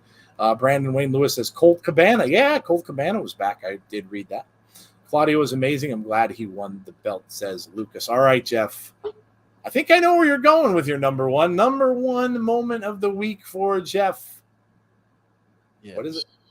My number 1 moment of the week is this moment right here. This is my number 1 moment. Seeing my son light up and, have the nerves and the butterflies and all of that stuff, but he got to meet 2 legends today, and that's freaking awesome. A 7-year-old kid getting to meet 2 legends like this was really cool. And, since he's been into wrestling, yes, Lucas Rogers, that is Lex Luger. But since he's been into wrestling, we've talked about some of my favorites, and Lex Luger and Sting always come up. And for him to have a chance to meet them was just tremendous for me. So that's nothing can top that for me this week. So that's my number one. That's what it all comes down to, folks. When you're a wrestling fan and it gets passed on from generation to generation, and then you get to see that look on your kid's face, your child's face when they see that for the first time is absolutely amazing. And yeah, no doubt that would be your number one. That is an amazing picture. Good for you and your son, says Swack Fan. Worst moment of the week was the barbed wire. Everything matched at Mike Witt. The talk, Joe and Jeff talked the truth of airing grievances today. It was legendary. Randy Sam liked my rant. What an amazing experience for him, probably is for you as well. Really love that. We get an it's ding. Vince stepping down. Biggest news of the week. Yeah. My number one. Yeah, I think for me, I have to say the Vince thing. Again, I can't say that I was shocked, completely shocked by it, because with all the scandal going on and stuff like that, I can't say that I was completely shocked by him stepping down. I think again, though, as I told people, I was surprised because I really thought, especially with the way he came out on the shows, after the lawsuit was talked about and things were talked about that they were investigating him and all that kind of stuff, he appeared on Raw and SmackDown. So, seeing him do that, everybody kind of always said he had grapefruits, right? The big grapefruits. Well, he was kind of showing that, and he was coming out on the shows even after all that. So I kind of figured, man, that he's going to fight this. But he is 77. And, so, I guess ultimately whatever happened behind the scenes played out, and whether it is because of the allegations or whether it's just because he realized, what, I'm just not doing it any good here anymore. So I'm going to let go. I'm going to step away, and I'm going to let Stephanie handle it and go on from here. But how can it not be a big wrestling moment? These are our favorites of the week, so I can't really say. If I'm going to give my favorite of the week, it's going to be the match between Saban and Shelley. Big moment for me of the week was, of course, Vince, but my favorite moment of the week is going to be the match between Alex Shelley and Chris Sabin. Because, again, when I was watching Impact and I was live tweeting along with it, I'm just sitting there on the edge, and I had to stop live tweeting because I couldn't keep up with it. And the stuff that kept coming at the end, one after another, and I was just sitting there. If anybody was listening to me, I must have sounded like an idiot because I was going, "Oh my God!" Every time you'd see like a false finish, it was like, I can't. It was insane. So that's my favorite moment of the week. But the moment of the week for me overall was absolutely Vince thing. Nathan, the wrestling guy, says my favorite three rewatching TNA Genesis 2013. Watching Death Before Dishonor 1, finding out that Impact Rebellion 2022 comes out on DVD next week. There you go. Because Cora Jade's heel promo on NXT, really good heated promo. Johnny Ace versus Bryan Danielson and Johnny Ace versus CM Punk can finally happen. Sting and Lex Luger versus the Insiders, who wins. I'm a liability. Jeff is a wrestler at least, so I don't know. I'm glad your son had a good time, said Deanna. I wonder if there's any truth to the rumors of Vince struggling with health issues. Let's see what we got here. My number one, of course, is this show. Well, thank you, Alicia. Thank you. And Triple H coming back into the fold. Moment of the week just now. Amu San of Nigeria just smashed the women's 100-meter hurdles record. All right, well, there you go. But in wrestling, Sabin and Shelley. I heard that the board is very much upset that he came out on Raw and SmackDown. That was the catalyst for him retiring. Okay. Favorite moment is the maximum male models. Yeah, there's a change there. So LA Knight may be going back to LA Knight because now there is someone new in charge, and it is Dupree's sister now that is in charge of that maximum male model. So that is, maybe we'll see LA Knight go back to LA Knight. Who knows? Jeff will do all the work, then Joe comes in to get the pin. Sneaky. All right, we're moving on. And we are now going to do, so normally in this section of our show, we do Book a Wrestler. We're not, because we promised you guys something for our 3K celebration show, and we'll do that now. So, Jeff, I believe we have a special edition of Ask the Insiders. Yeah, Ask the Insiders. So we'll do this for a couple minutes. Jesse, if you're out there, tune up the band. Yep. A little bit. But yeah, ask us some questions and we will answer said questions. All right. So, Ask the Insiders. You can ask away. It could be wrestling related. If it's anything personal, we can answer, or we can decide not to if it's too personal. If there's anything out there that you wanted to ask us and you just don't have the time, shoot. That's what this is for, because we didn't have the time. We ran over on our 3K show and didn't have the time to do that. So go right ahead and do that now. Isaac. Looks like he has question number 1. Do you all think WWE secretly brought back Bray behind closed doors? And assuming Triple H will try to sign a handful of wrestlers that were let go in the past, Isaac wants to know. Listen, anything could go on behind closed doors. We don't know.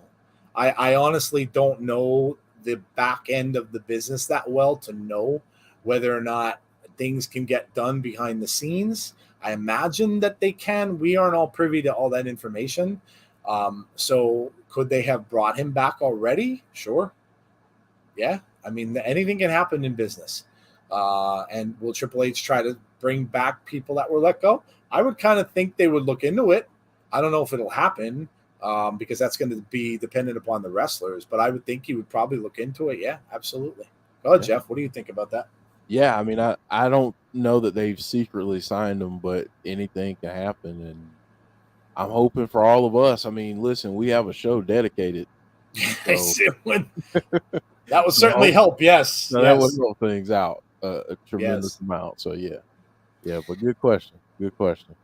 Derek wants to know, what were your first wrestling figures you got as kids? Go ahead, Jeff. I'll let you answer that one, because you know what? It's oddly enough, Derek, I didn't have any until much, much later on in the game. But go ahead, Jeff. You can go with that one. I think it might have been Sergeant Slaughter. Okay. I think mine might have been Sergeant Slaughter. Either him or the Ultimate Warrior. And they were those ones with the arms up, the bendable ones up. That looked nothing like the guys, except, they looked a little bit like them, but, enough to favor them, but nothing like what they do today with wrestling figures. My son has a ton of them, and they look tremendous. So, yeah. They looked a lot like, if you guys know what the toy Armstrong was back in the 80s, that's kind of what they looked like.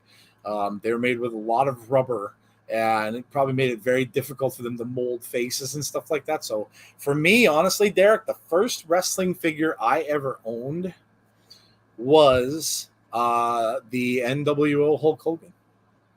And that was the one that came out in right around the time of the NWO in WCW. So NWO Hogan was actually my first wrestling figure. I still have it.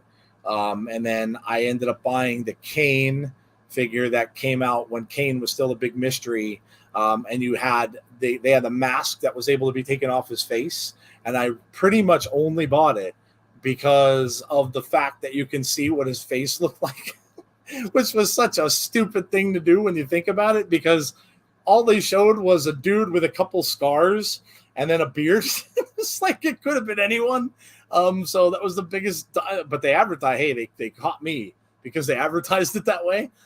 So I ended up getting, they were my first two wrestling figures. Now I bought a bunch since. I have all of my Fiend figures right up here. So a bunch of elites for him and a couple of the other ones. So I bought a bunch since then, but I never had any of those bendable ones. I knew a bunch of my friends did, but I never had any of them. So Dalton wants to know what we would do for a Klondike bar. Not much. I don't like them. I don't like them. I never did. The chocolate to me on them tastes weird. It always tasted like weird chocolate, almost like a caramel chocolatey flavor. It was always weird tasting chocolate to me. I'm not a fan. I'd rather get like a good old fashioned ice cream sandwich with the softer like cookie kind of a thing over top rather than a Klondike bar or a Chipwich. I love Chipwiches; they're amazing, but not much. I wouldn't do much for a Klondike bar, Jeff. Yeah, I mean, I like them, but I wouldn't do anything too crazy for it. There you go. Nothing too crazy. So Mark wants to know, how did we come about? Well, Jeff and I used to be, we met each other in a stream, like you guys are out there in our stream tonight. We were in wrestling streams, and we met there, and then we just got to, sometimes when you're in a stream like this, you guys kind of talk amongst yourselves while we are talking here, and you kind of end up meeting people there, and you realize you have similar interests and stuff like that, and you get to talking, and that's what we did. And back then, I had just started wanting to get into podcasting on the whim of my oldest daughter, telling me how easy it was. And I've avoided it because of that, thinking that it was going to be a pain in the ass and I wouldn't be able to do it. So I kind of got into it. I got into it that way. But when Jeff told me, he's like, hey, and that's when I was starting my 80s show, I think. And Jeff was saying, hey, why don't you come on my podcast? Because Jeff had one already. And I was like, yeah, cool.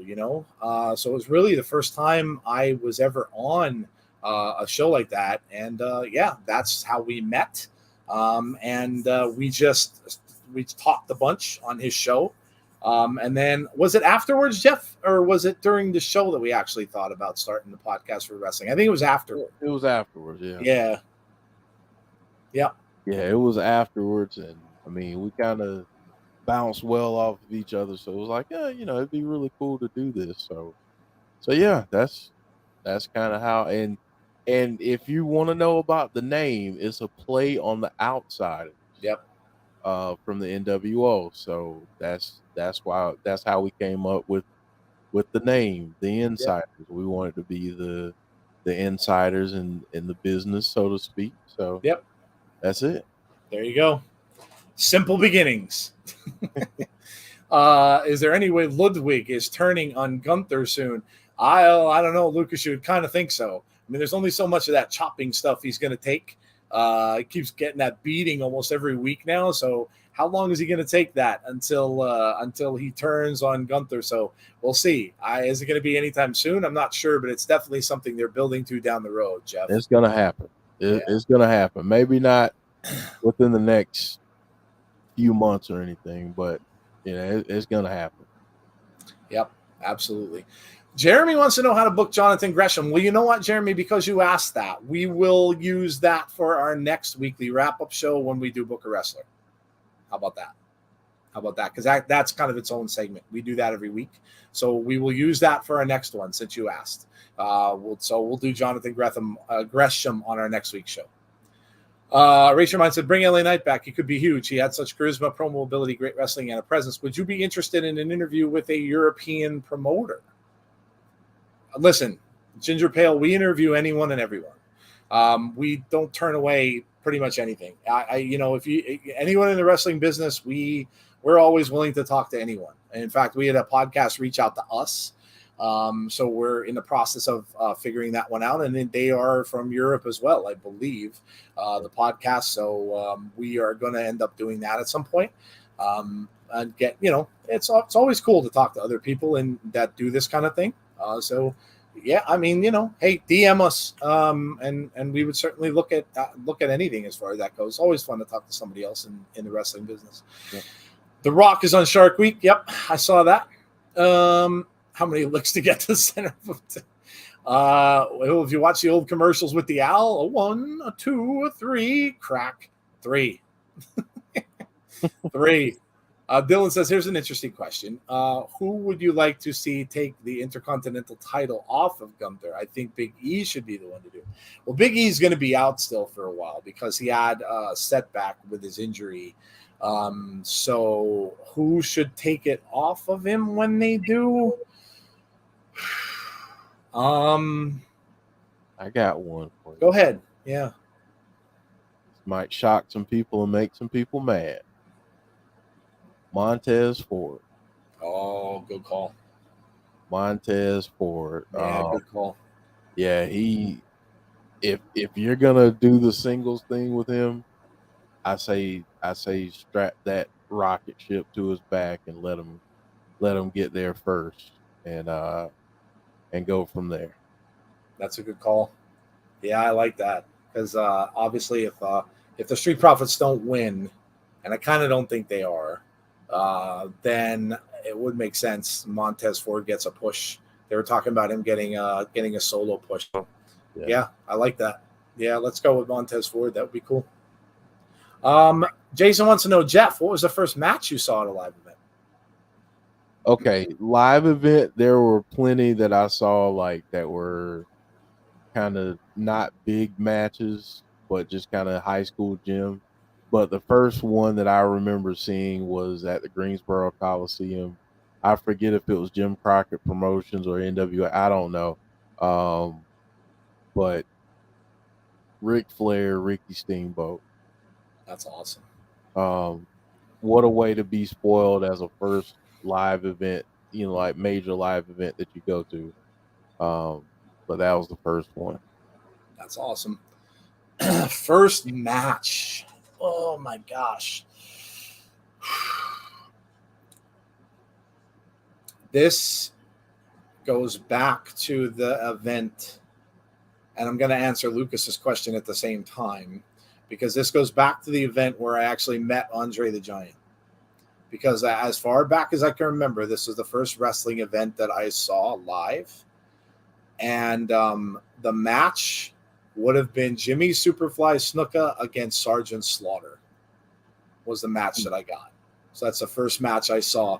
Now, I felt bad for poor Jimmy's trying to do his working of the ropes, and the ropes broke. They're in this tiny little gym, that local gym that seats maybe 300 people, maybe. And the ropes busted. So they had to stop the match. They had to fix the ropes, and they had to go back and restart it later. So yeah, that was the first live match I remember seeing was Jimmy Superfly Snuka and Sergeant Slaughter. So there you go. Yeah. Jeff, who was the first wrestler you ever met? Lucas wants to know. First wrestler I ever met. Might have been Barry Windham back in the day. Okay.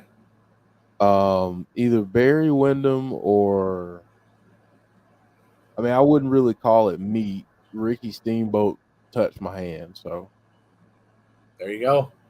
High five will do. Yeah, high five is sufficient. There you go. Big Boy Dally wants to know how we feel about Bruce Pritchard announced as head of creative. Seen an article saying that this isn't permanent. Who would you like to see take over if Bruce Pritchard leaves? I guess I was kind of hoping for a complete overhaul, maybe. Now that you have Stephanie and Nick Khan and Triple H, I was kind of hoping that maybe Bruce Pritchard and Kevin Dunn would go to. I kind of hope Dunn goes before Pritchard. I don't like him, especially after the stuff we got today about him talking about Becky Lynch and everything like that, saying she wasn't pretty enough. Yeah, he's a scumbag. So I really hope he goes. Pritchard, I don't know.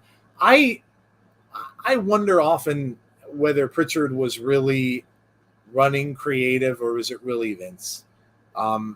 He may have been coming up. He seems like he comes up with some good stuff. Like when I watched Miz and Mrs. Last week or the week before, I think it was the episode where they decided to have Maurice and Miz go into the ring at that one point in time and then have Maurice wrestle. And that was Pritchard's kind of thing. He called them into the office and said, hey, would you be open to coming back to wrestle again? And stuff like that. So I don't know.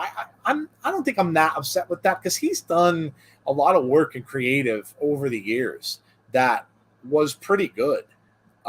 So you're not always going to be perfect, but I don't think that's horrible, especially since he's going to have new people over him who either may not interfere so much or may give their ideas, but not changing things as often, I guess is what I would like to see.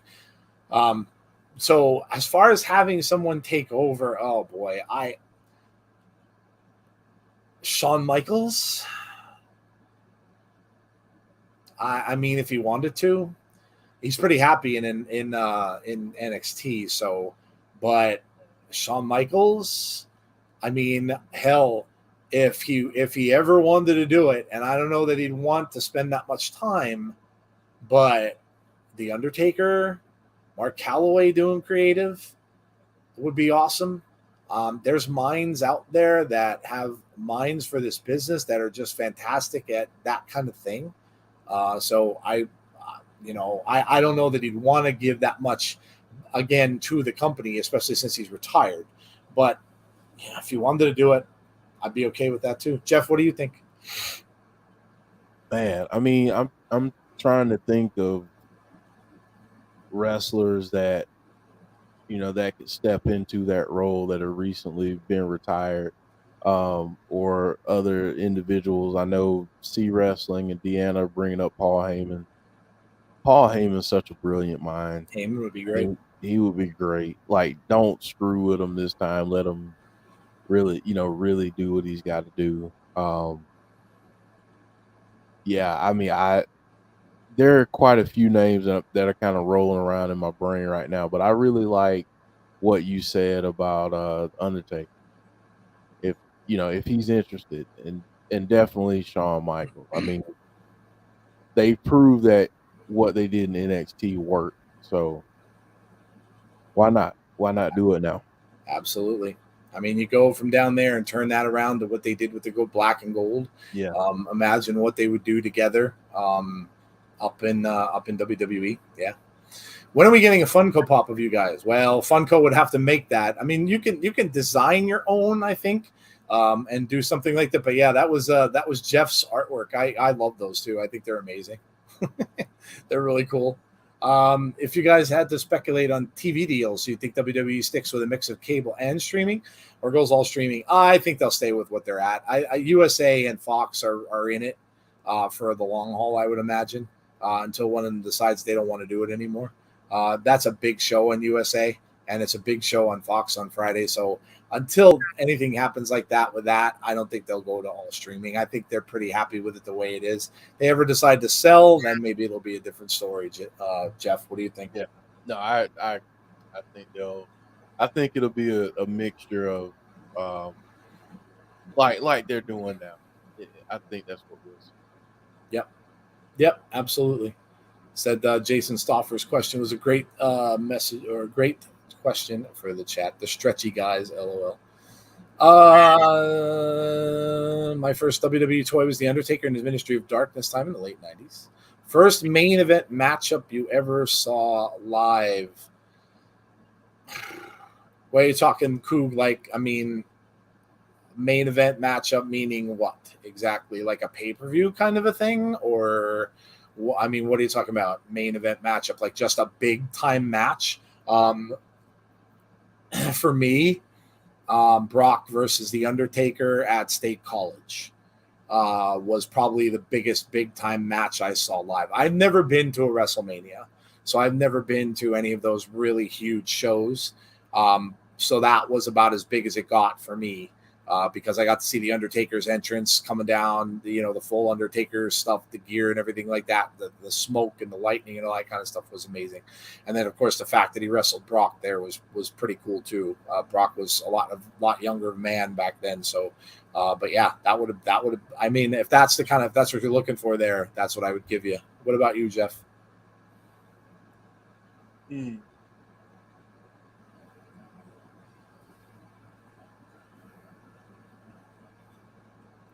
Thank you. You're saying the main event match? Yeah, I think he's thinking like a big main event, maybe that you saw. Oh, well, I gave mine. Mine. I mean, I can't get bigger than that one.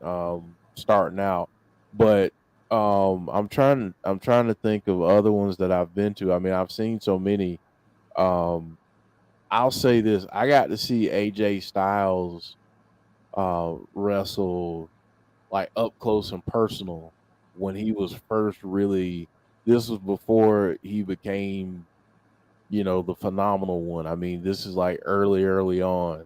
I got to see him wrestle some bangers, very intimate setting, like less than 500 people in the room kind of deal.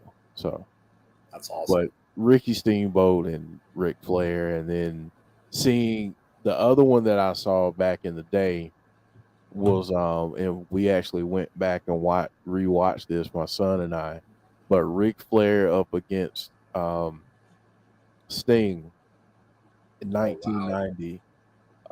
First time that Sting won the title off of Flair. I saw that when I was there live for that. So That's that awesome. was Damn. That was good. Good stuff. Yeah. Yeah. Wow. That's awesome. If we had to pick one pay-per-view to take with you on an island for 3 days, what would it be? Like a wrestling DVD? WrestleMania 3. WrestleMania 3. That's a good for me. That was back when you couldn't.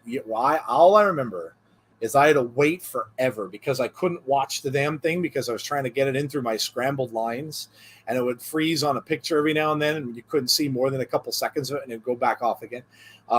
We could not afford pay-per-views back then because they were $100. They were $99 back then.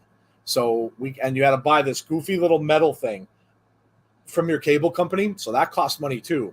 You had to buy that descrambler thing that you have to screw into your cable, and then put that on there to get it. And that little descrambler thing, you had to pay $99 for it, and then a rental, like a fee for that as well. So it came to like $120. And back then, in like, what was it, mid 80s, early 80s, that was a hell of a lot of money. A lot of money. That would be like probably the equivalent of $250, $300 today. And that was so I had to wait for it to come out in the video stores. And I remember I was calling every day that I knew that was coming out. And I remember going to the stores and looking, and they were always out of them. The boxes would be there, but then there were no tapes in the boxes. They just had the displays, and I waited forever, it seemed like, to be able to get that. And then when I finally got a hold of the tapes, me and my buddies got together, my friends got together, my cousin came over, made a big event of it. So that was kind of like the biggest pay-per-view for me from childhood on. And of course the iconic matches that were in that were just amazing. So it'd be WrestleMania 3. Jeff, what about you? Man, that's a tough one. That's a really tough one. I'm gonna say, just for the sheer moment, Bash at the Beach 96. Okay. The infamous turn. It was either 95 or 96, but the infamous turn of Hulk Hogan. Hulk Hogan. That's a huge one. Yeah, that's a huge one. That could be one maybe someday we might do a watch along for. It'd be interesting to do that. Yeah, it will be. So we might do that at some point. That would be fun to do because it's getting to the point now where I'm kind of not remembering the whole thing. Of course, the Hogan moment you can't help but remember, but that would be interesting to actually do that one. Yeah. Do you think Edge is in a vignette with Karrion Kross? I don't think so. Kenneth. I think Karrion's pretty happy where he is. Jeff, who was the first wrestler you faced in the ring? Did you face any former WWE, TNA, or AEW wrestlers? I did not face any former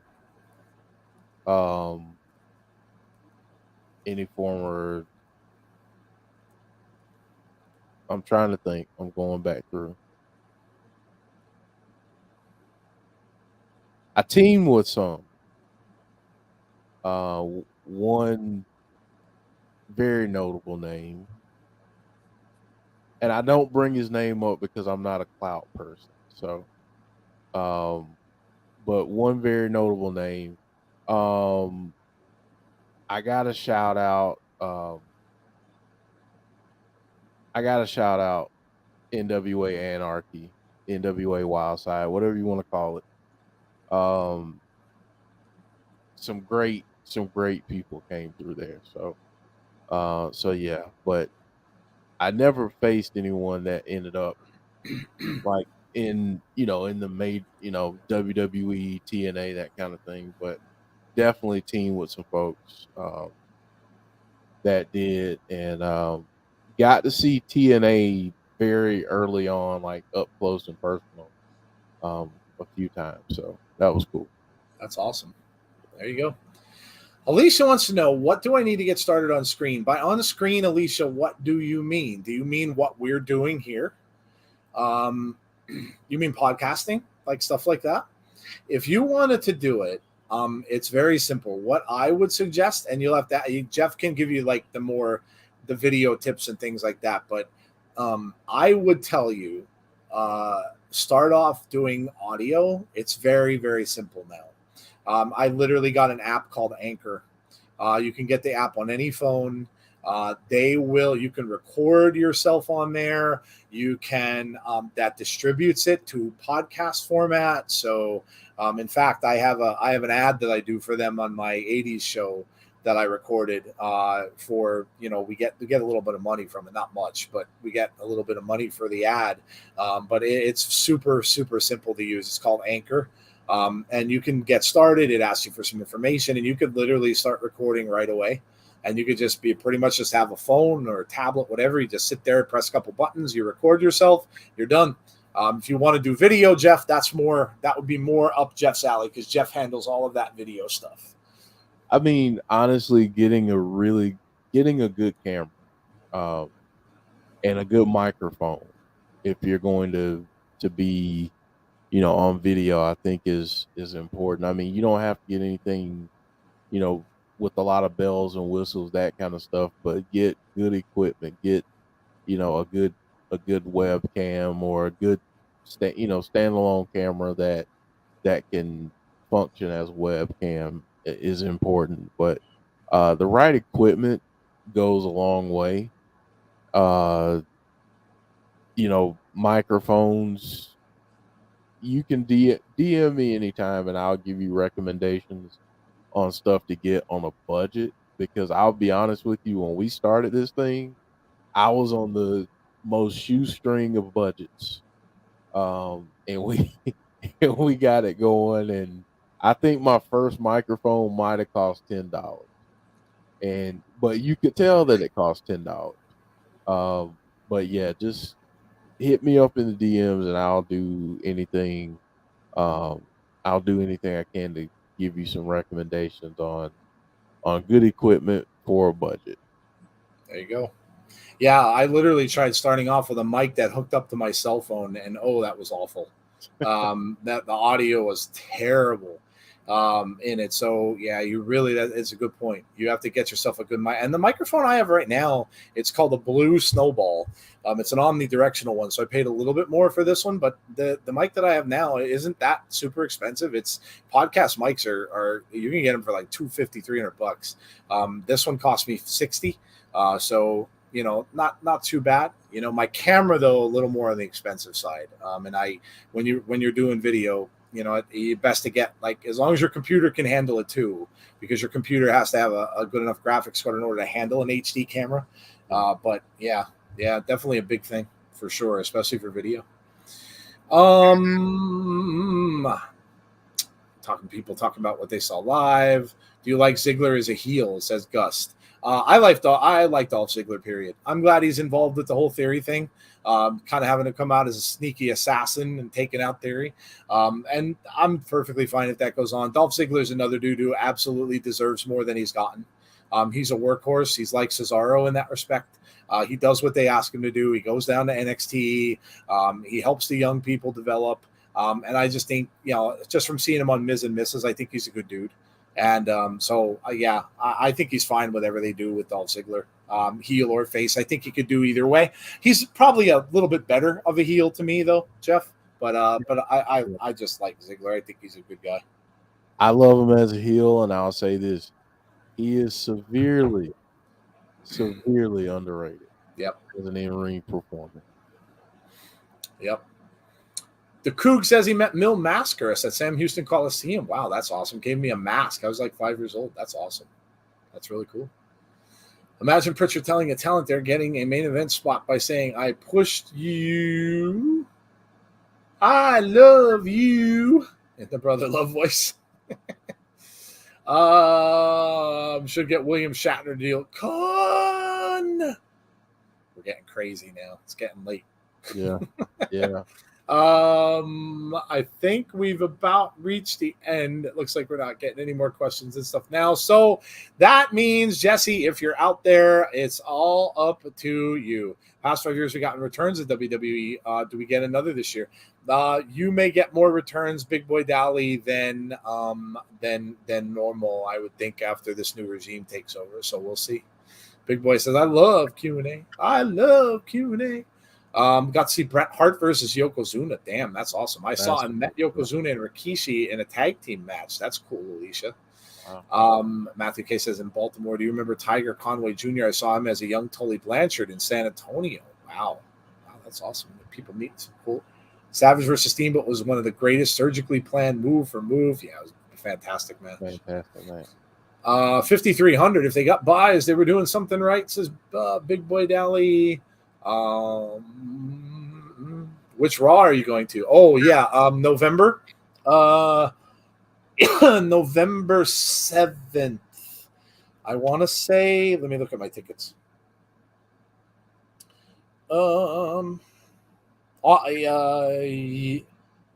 Yes, November. Actually, I have to look at the calendar.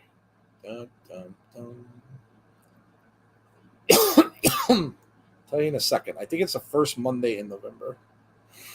Yeah, November 7th. Raw on Monday, November 7th. We're on the floor. Got floor seats. We're about halfway back. So when the ring ramp comes down, then you got the ring. So that the wrestlers are coming down, like we'll be facing where the wrestlers come down from the ring. So we're on the opposite side of where the ramp comes down. So the side facing the ring, opposite of the ramp. So we'll be able to see the wrestlers coming down. We're about halfway back in that row. So not bad. And the tickets are like $75. So not bad for floor seats. So yeah, it'll be the first live event I've gone to in a good while. I haven't been to one in forever.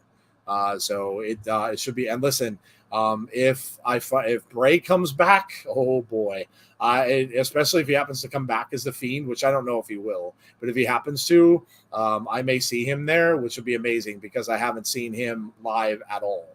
So that would be awesome. That would be awesome. Mark says he could talk about that subject with I've never used anything other than my mobile phone for YouTube. I am so cheap. Yeah, see, I dude. God bless you, see. I don't know how you do it. I don't know how you do it. Tazzy says, I love my light up mic. Yes, Tazzy's got that light up mic. That's awesome. Fine with anyone going after Theory. Would you guys like to work in Impact? Oh my God, would we? Yes. Yeah. Jesse, somebody beat you to that question before. Go ahead, Jeff. Sorry. I mop the floors for Impact. Right? Yes. As long as we got paid to be able to see the shows and stuff, yeah, that'd be amazing. Yeah. Yeah, that would be amazing. If Bray comes back, that would be good. Oh my God. That would be amazing. Jesse's got 12 jokes. Well, we better get started. Wow. What's a Klondike bar, and why do people do anything for it? It's basically a white square of ice cream with chocolate all around it. And it was Jesse's favorite question in the back in the day. She used to ask everybody that, even back in the wrestling streams we used to be in. So cool. Just hit me up. I work until 7, but occasionally we'll check my phone during down times. Sounds good. There you go. My headphones. I broke my good headphones before we got on. Oh. And yeah, I'm not happy right now. I can't remember who asked about the Klondike bar, Jesse, but somebody did way up earlier in the Q&A. I think it was Dalton Riley. Was it Dalton? Oh man. All right. Well, we're ready, Jesse, whenever you are. And in the meantime, don't forget, tomorrow night, we got a big night. We got Abby's Window at 6:00 p.m. Eastern times with Jody and Jeff. They will have a lot to say about these tweets about the tweet from Bray, about the changing of his Twitter header and the picture that we got and all that good stuff. And Jeff, of course, has his theory about those promos. So don't forget to join them tomorrow at 6:00 p.m. Eastern Standard Time. And then 6 to 7 after that, come back 45 minutes after at 7:45 for the Raw Watch Along, which we'll be doing tomorrow night for Monday Night Raw go-home show for SummerSlam, Rey Mysterio's 20th. We've got Roman Reigns wrestling on Raw, and we have Edge's return, and it is all happening in Madison Square Garden. So make sure you join us for that. And then we're back on Thursday for Impact Wrestling, 7:45 p.m. Eastern for that. And we will have we'll have Impact Wrestling, and of course we'll have After the Impact after that show. So there you go. That is what's on the slate this week. And then next Sunday we should be right back here. There's the After the Impact graphic. And then next Sunday we'll be right back here with another weekly wrestling wrap up, and we'll see if we're going to get as much news as we did this past week. Because we've got SummerSlam next week. Oh my gosh, I'm forgetting.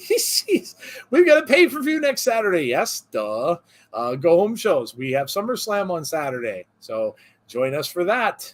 We will start that at 7:45. Yeah, we usually go 7:45 for pay-per-view. So next Saturday, we've got the SummerSlam watch-along, 7:45 p.m. Eastern Standard Time for SummerSlam. So, and then Sunday we have the week. Wow, we have a lot to do this week. A lot of stuff to do.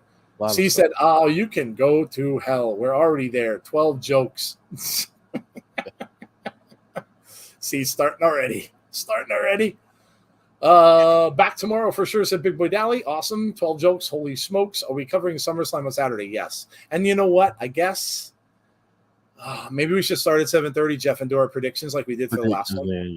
Yeah. So we'll start earlier. We'll start the show at 7:30. Instead of 7:45, and we'll do our SummerSlam predictions right before we start. So 7:30 p.m. Eastern Standard Time on Saturday for SummerSlam. So yes, we will be doing that. And the predictions, there you go, Big Boy. That answered your question. We'll do the predictions right before. So we'll start it at 7:30, start a little early, do predictions from 7:30 to 8, and then we'll just start the show. So my bad, I miscounted. I didn't think it was that much. I have 10. Okay. It's all good. All good. So there's our schedule. We got a lot coming on, lot to do this week. We got a lot of stuff going on this week. So August 11th is my birthday, says James Grant. Well, that's awesome. Got a birthday coming up soon. All right, here we go. Number 1. A kid decided to burn his house down. His dad watched, tears in his eyes. He put his arm around the mom and said, "That's our son."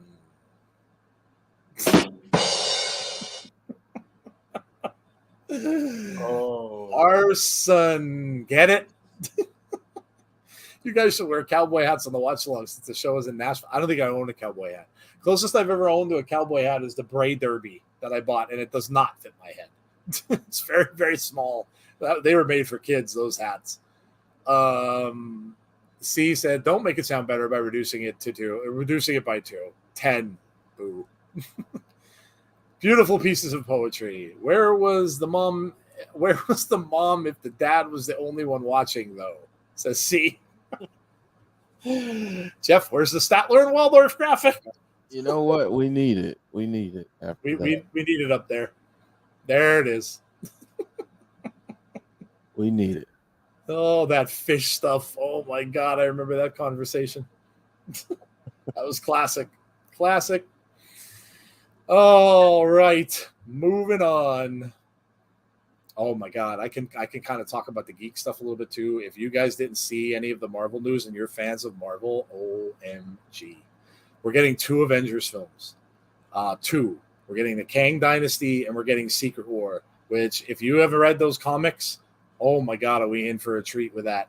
Fantastic Four got announced. And then a new Daredevil series, which is 18 episodes. Oh my God, we're getting so much cool stuff from Marvel. It was awesome. Here's number 2. Elder Dude said, Elder Dude, my wife of 60 years told me, "Let's go upstairs and make love." I just sighed and said, "Choose one. I can't do both." That was good. That was good. I like that one, actually. Black Panther, the trailer was awesome. Yes. Namor looked fantastic, and everybody was all saying, "Oh, he's going to look stupid. He's going to suck." He looked amazing. Amazing. Oh, I'm so excited for that, too. Black Panther, the She-Hulk trailer was so cool. Daredevil was in the end of it. Marvel's just killing it. Killing it. It is so much stuff going on. If you guys are on Facebook, and I'll put a little plug out for my group, the Consortium for the Greater Geek. We've had the group for 12 years. It's if you like that kind of stuff and you're on Facebook, come over and join the group, because that's really all I do is I just put like the news out there and all that kind of stuff. We talk about all that kind of stuff. So if you like that kind of thing and you're on Facebook, you're more than welcome to come and join a group. I know some of the people already are. Loki season 2. You should have called that elder dude Joe. Missed opportunity to nearly be funny. Jesse is messing up again. Captain America, I know. New World Order. Everybody's saying they wonder if they play the music. I wonder if somebody will have a little tribute to it and have it as a ringtone on their phone. They do that from time to time. Have like the old theme songs playing on their phone and stuff doing that. That'd be funny. Open a Discord, Jeff and Joe. Yeah, we don't have a Discord. I know C does.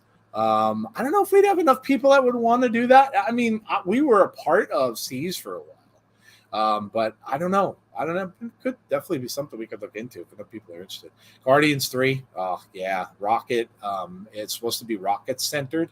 Here's number 3. What exactly are you? Where exactly are you taking me, doctor? The patient asked. To the morgue. The doctor replied. What? The patient panicked. But I'm not dead yet. And he said, and we're not there yet, the doctor said.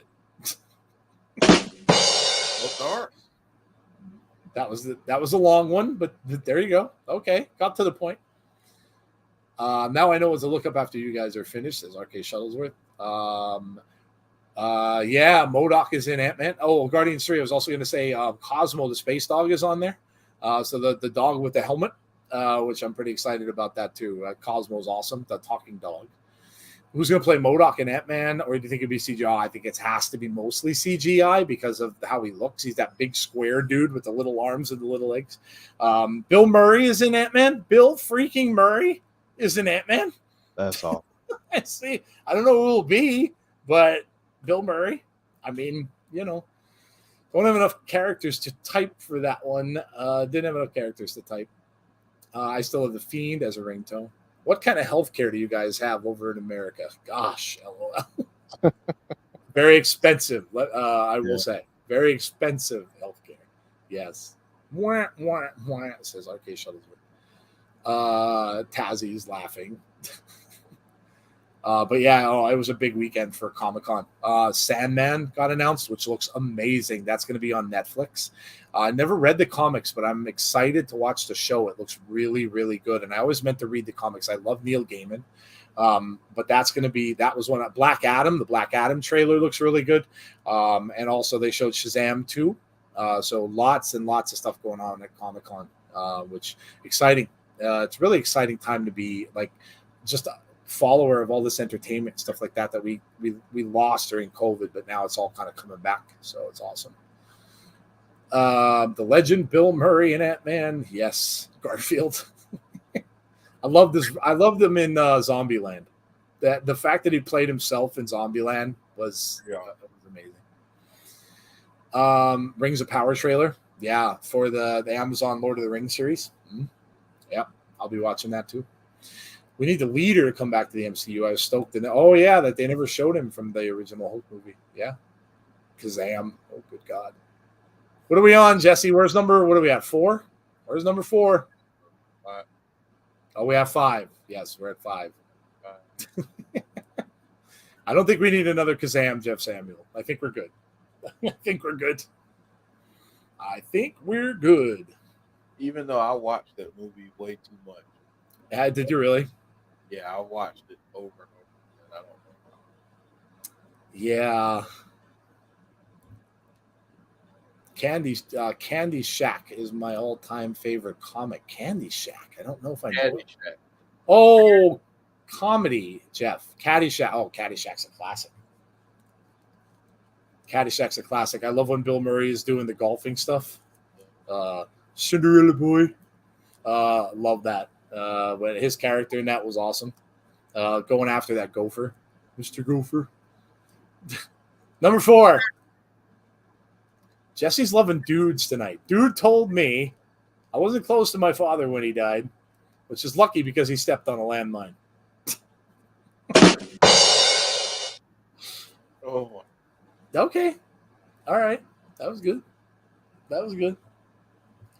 Oh, and I'm going to see Nope tomorrow. oh, I got it. 12 noon. I got it in a matinee. So 12:23. I'm going to see. I am stoked. The fact that they're comparing that to Jaws and Close Encounters, two of my all-time favorite films, I cannot help but love this film already. I am so excited. So excited to go see it. And they showed the Halloween trailer for Halloween Ends. We got like literally less than a minute, so they're not giving a lot away. They're saying it's going to be a very different Halloween movie, and I'll give you this little tidbit. Michael going up into the house at the beginning of that trailer when Jamie Lee Curtis confronts him, look at his right hand. He doesn't have missing fingers. There, I think, is either another Michael or there are two. So that could be the big thing that they're talking about that they're getting. The whole premise of the story is it takes place 4 years after the last one. Jamie Lee Curtis has kind of settled in and kind of gotten over the whole thing with Michael. And then there is a murder in her area where a babysitter is killed by a child is killed by her babysitter. And it sets a whole big bunch of things into motion. So I don't know if they're now forging ahead and making a new Michael for somebody else to use. If they want to do that, I don't know. But apparently, yeah. So, but it like I always kind of examine these trailers really closely. So I'm pretty happy with that too. That looks like it's going to be awesome. Probably was close to at least part of him afterwards, though. Boom says see. When he spoke to the groundhog, oh yeah, it's classic. Twins, the movie Twins, they're making a sequel to that. Danny DeVito, Arnold, and I can't remember his name. There's going to be a third. They're going to be triplets. There's going to be a third.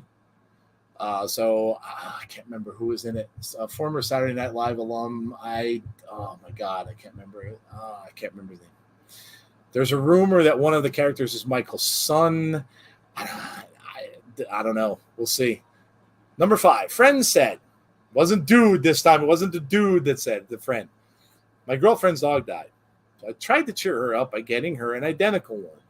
It just made her more upset. She screamed at me. What am I supposed to do with 2 dead dogs? Oh. Oh God. Oh, that was dark. That was very dark. Went down a very dark road with that one. The Rock and Kevin Hart with the Super Dog movie. Yeah, that actually looks fun. I like the fact that Keanu Reeves is playing Batman. And then after that, shortly after, voicing Batman in that, and afterwards he came out and said he would love to play him in a movie. Could you imagine Keanu Reeves as Batman? He's definitely got the voice. Yeah. Definitely has the voice. John Wick 4. Oh, I saw the trailer for that too. That looks amazing as well. John Wick's always, yeah. Those movies are always awesome. They're always awesome. No, it wasn't Eddie Murphy, Big Dan. I can't think of his name. He was more of a 90s guy on there. I can't remember. But Eddie Murphy going to make a new Beverly Hills Cop. It's supposed to be coming out for Netflix, actually. A Korean-themed Thanksgiving dinner, says C Wrestling. I didn't write that joke, but I did heavily debate on if it was too dark. It was a little dark. Little dark. Oh, man. All right, we're waiting on number 6. Number 6. I have to look up that Twins thing now. It's going to bother me because I don't know. I can't remember his name. It's not Kevin Hart. It's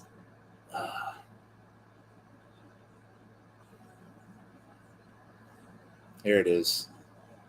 Tracy Morgan. That would have bothered me, so I'm glad I found out. Thank you, Sean Rousset. Yes, Tracy Morgan. Can we do a peach joke? A man walks into a bar and sits next to a couple and lets out a loud fart. The husband turns to the guy and says, "How dare you fart before my wife?" The guy responds, "I didn't know it was her turn." Okay, here we go. Number 6. Why was the Leper hockey game canceled? There was a face-off in the corner. Oh, see, now she's making fun of handicapped people. Jesse's going down the dark path. Can we do a peach joke, says Tazzy. Jaws to be. Should it be changed to dark comedy corner? Maybe. We might have to. Yeah, we might have to. Might have to get her a different logo and put dark up above it. Dark comedy. We might need to. I'm gonna watch Twins then. Tracy's gonna make it even more hilarious, but it should be fun. Twins was a good movie. Tazzy saying, "Oh no." Yeah, we're going down the dark path. We're going to the dark side. Yes. If you're a Star Wars fan, Disney D23's convention is next month. So you'll hear a lot of stuff from Star Wars at that. Probably a little more Marvel stuff too, but a lot of Star Wars announcements will come from there. So I've decided, as Jesse let everyone down by promising 12 jokes and under-delivering, not only in quality, as always, but in quantity. I have 2 jokes combined into one after Jesse. Oh, boy. Uh-oh. Richard Pryor and Gene Wilder films. Oh, man, yeah. Silver Streak and Stir Crazy, they're both awesome. Number 7. Bruva told me my wife left a note on the fridge that said, "This isn't working."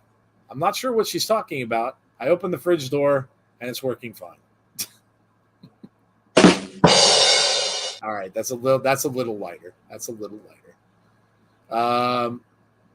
Did you hear about the new Amity Beach policy put in after the shark attack? Swimming here isn't free. It'll cost you an arm and a leg.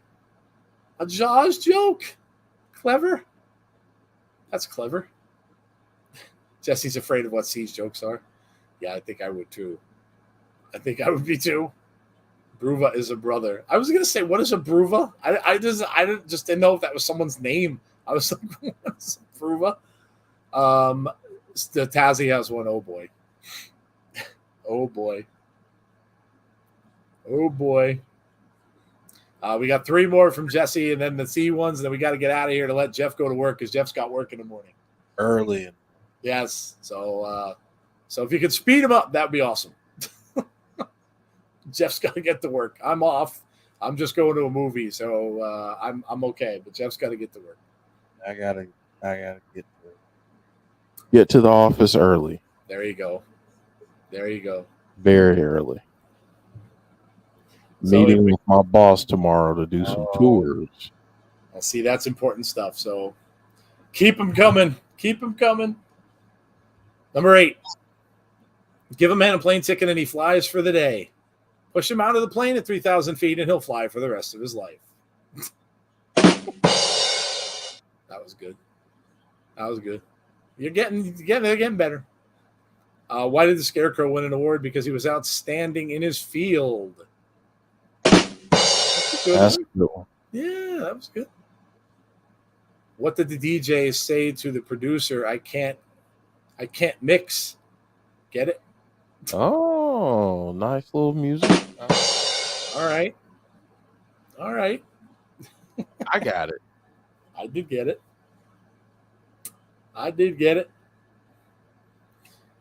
Oh, man. I watched, I was talking to Jeff about earlier before we started the show. I watched The Gray Man today. Was awesome. Excellent movie.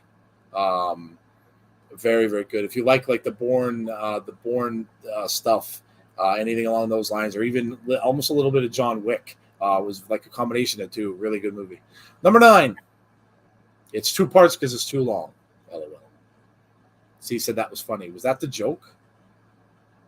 No, I think the joke is in 2 parts because it's too long to write. Okay. Jeff's face expression makes it even more funny. Oh, all right. Here comes a long number 9. But yeah, The Gray Man was really good. If you haven't seen it, check it out. It's on Netflix if you like that kind of stuff. You know, the a lot of gunplay, a lot of shooting, a lot of pretty much nonstop action. There's only a couple little down points in the movie, but really, really good. What's your name, son? Principal asked. I'm going to say that in a southern accent. What's your name, son? Principal asked his student. The kid replied, David, sir. Do you have a stutter? So the principal asked. The student answered. Here's the second part. No, sir. My dad has a stutter, but the guy who registered my name was a real jerk.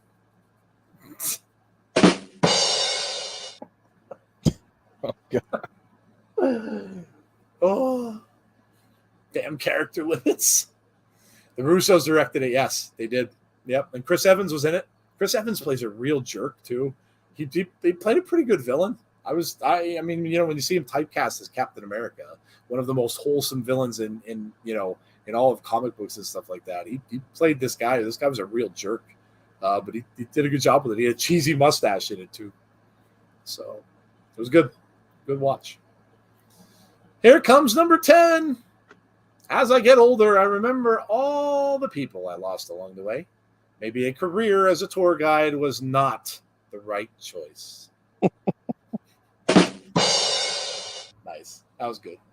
That was good. All right, see you wrestling. See you wrestling. You're up. Bonker said, thanks, Jesse. What did Vince Russo say to Jim Cornette? You ran sucks, bro, says Chris. What's worse than Michael Myers as your barber, Freddy Krueger as your proctologist? Woo! That certainly would be bad. That would be bad. That would be troubling for you. That would be bad. All right, C, you're up. Let's go. We're waiting. Yeah, I love you all, but I have to be at work early. So. Yes. We got to get out of here to let Jeff go to bed.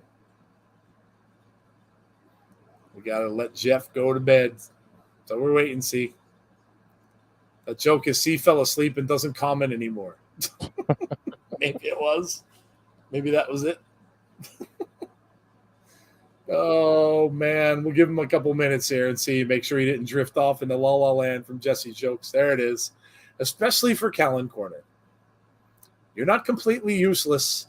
You can always serve as a bad example. Damn. Damn. Wow. That deserves a damn. Hold on. I got something for that. Damn! Wow. Oh, God. Was that it, C, or do you have another one? What did the mouse say to be... Wait. What did the mouse say to the cat when he hides? I ain't hiding. Is that just that's just mean, Jesse says. That's just mean. Oh, man. Well, there you go. For better or worse, we get the laughs to end the show. All right, guys. Well, listen, it's been an absolute pleasure. We had a lot of fun, a lot of stuff to cover this week. That's it. Everyone's tired now after 10 stupid things Jesse just did. C's going to do a video now called 10 Stupid Things That Jesse Just Did on his channel. All right, guys. Join us tomorrow night for Abby's Window at 6 p.m. Eastern Standard Time with Jeff and Jody. Talk all about Bray and all about the Wyndham tweets and stuff like that. They'll cover that. And then we're right back here again tomorrow night at 7:45 p.m. Eastern Standard Time to do a Raw watch along. So make sure you join us for that.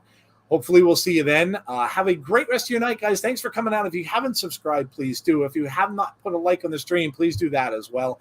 Make sure you share it as well if you know anybody who may be interested or want to watch. Also, hit the notifications button if you would like to be notified about when we have future content. Hey, guys, on an airplane landing right now, said Drippy316. I'm just listening. Good stream. Much appreciation for myself. to keep up the awesome work. Virtual hug. Thanks a lot, man. We appreciate that, Drippy316. Thank you very much. All right, guys, that's it. We're done for the night. Have a great rest of your night. Stay safe, be kind to one another, and hopefully we will see you all on our next show tomorrow for Abby's Window.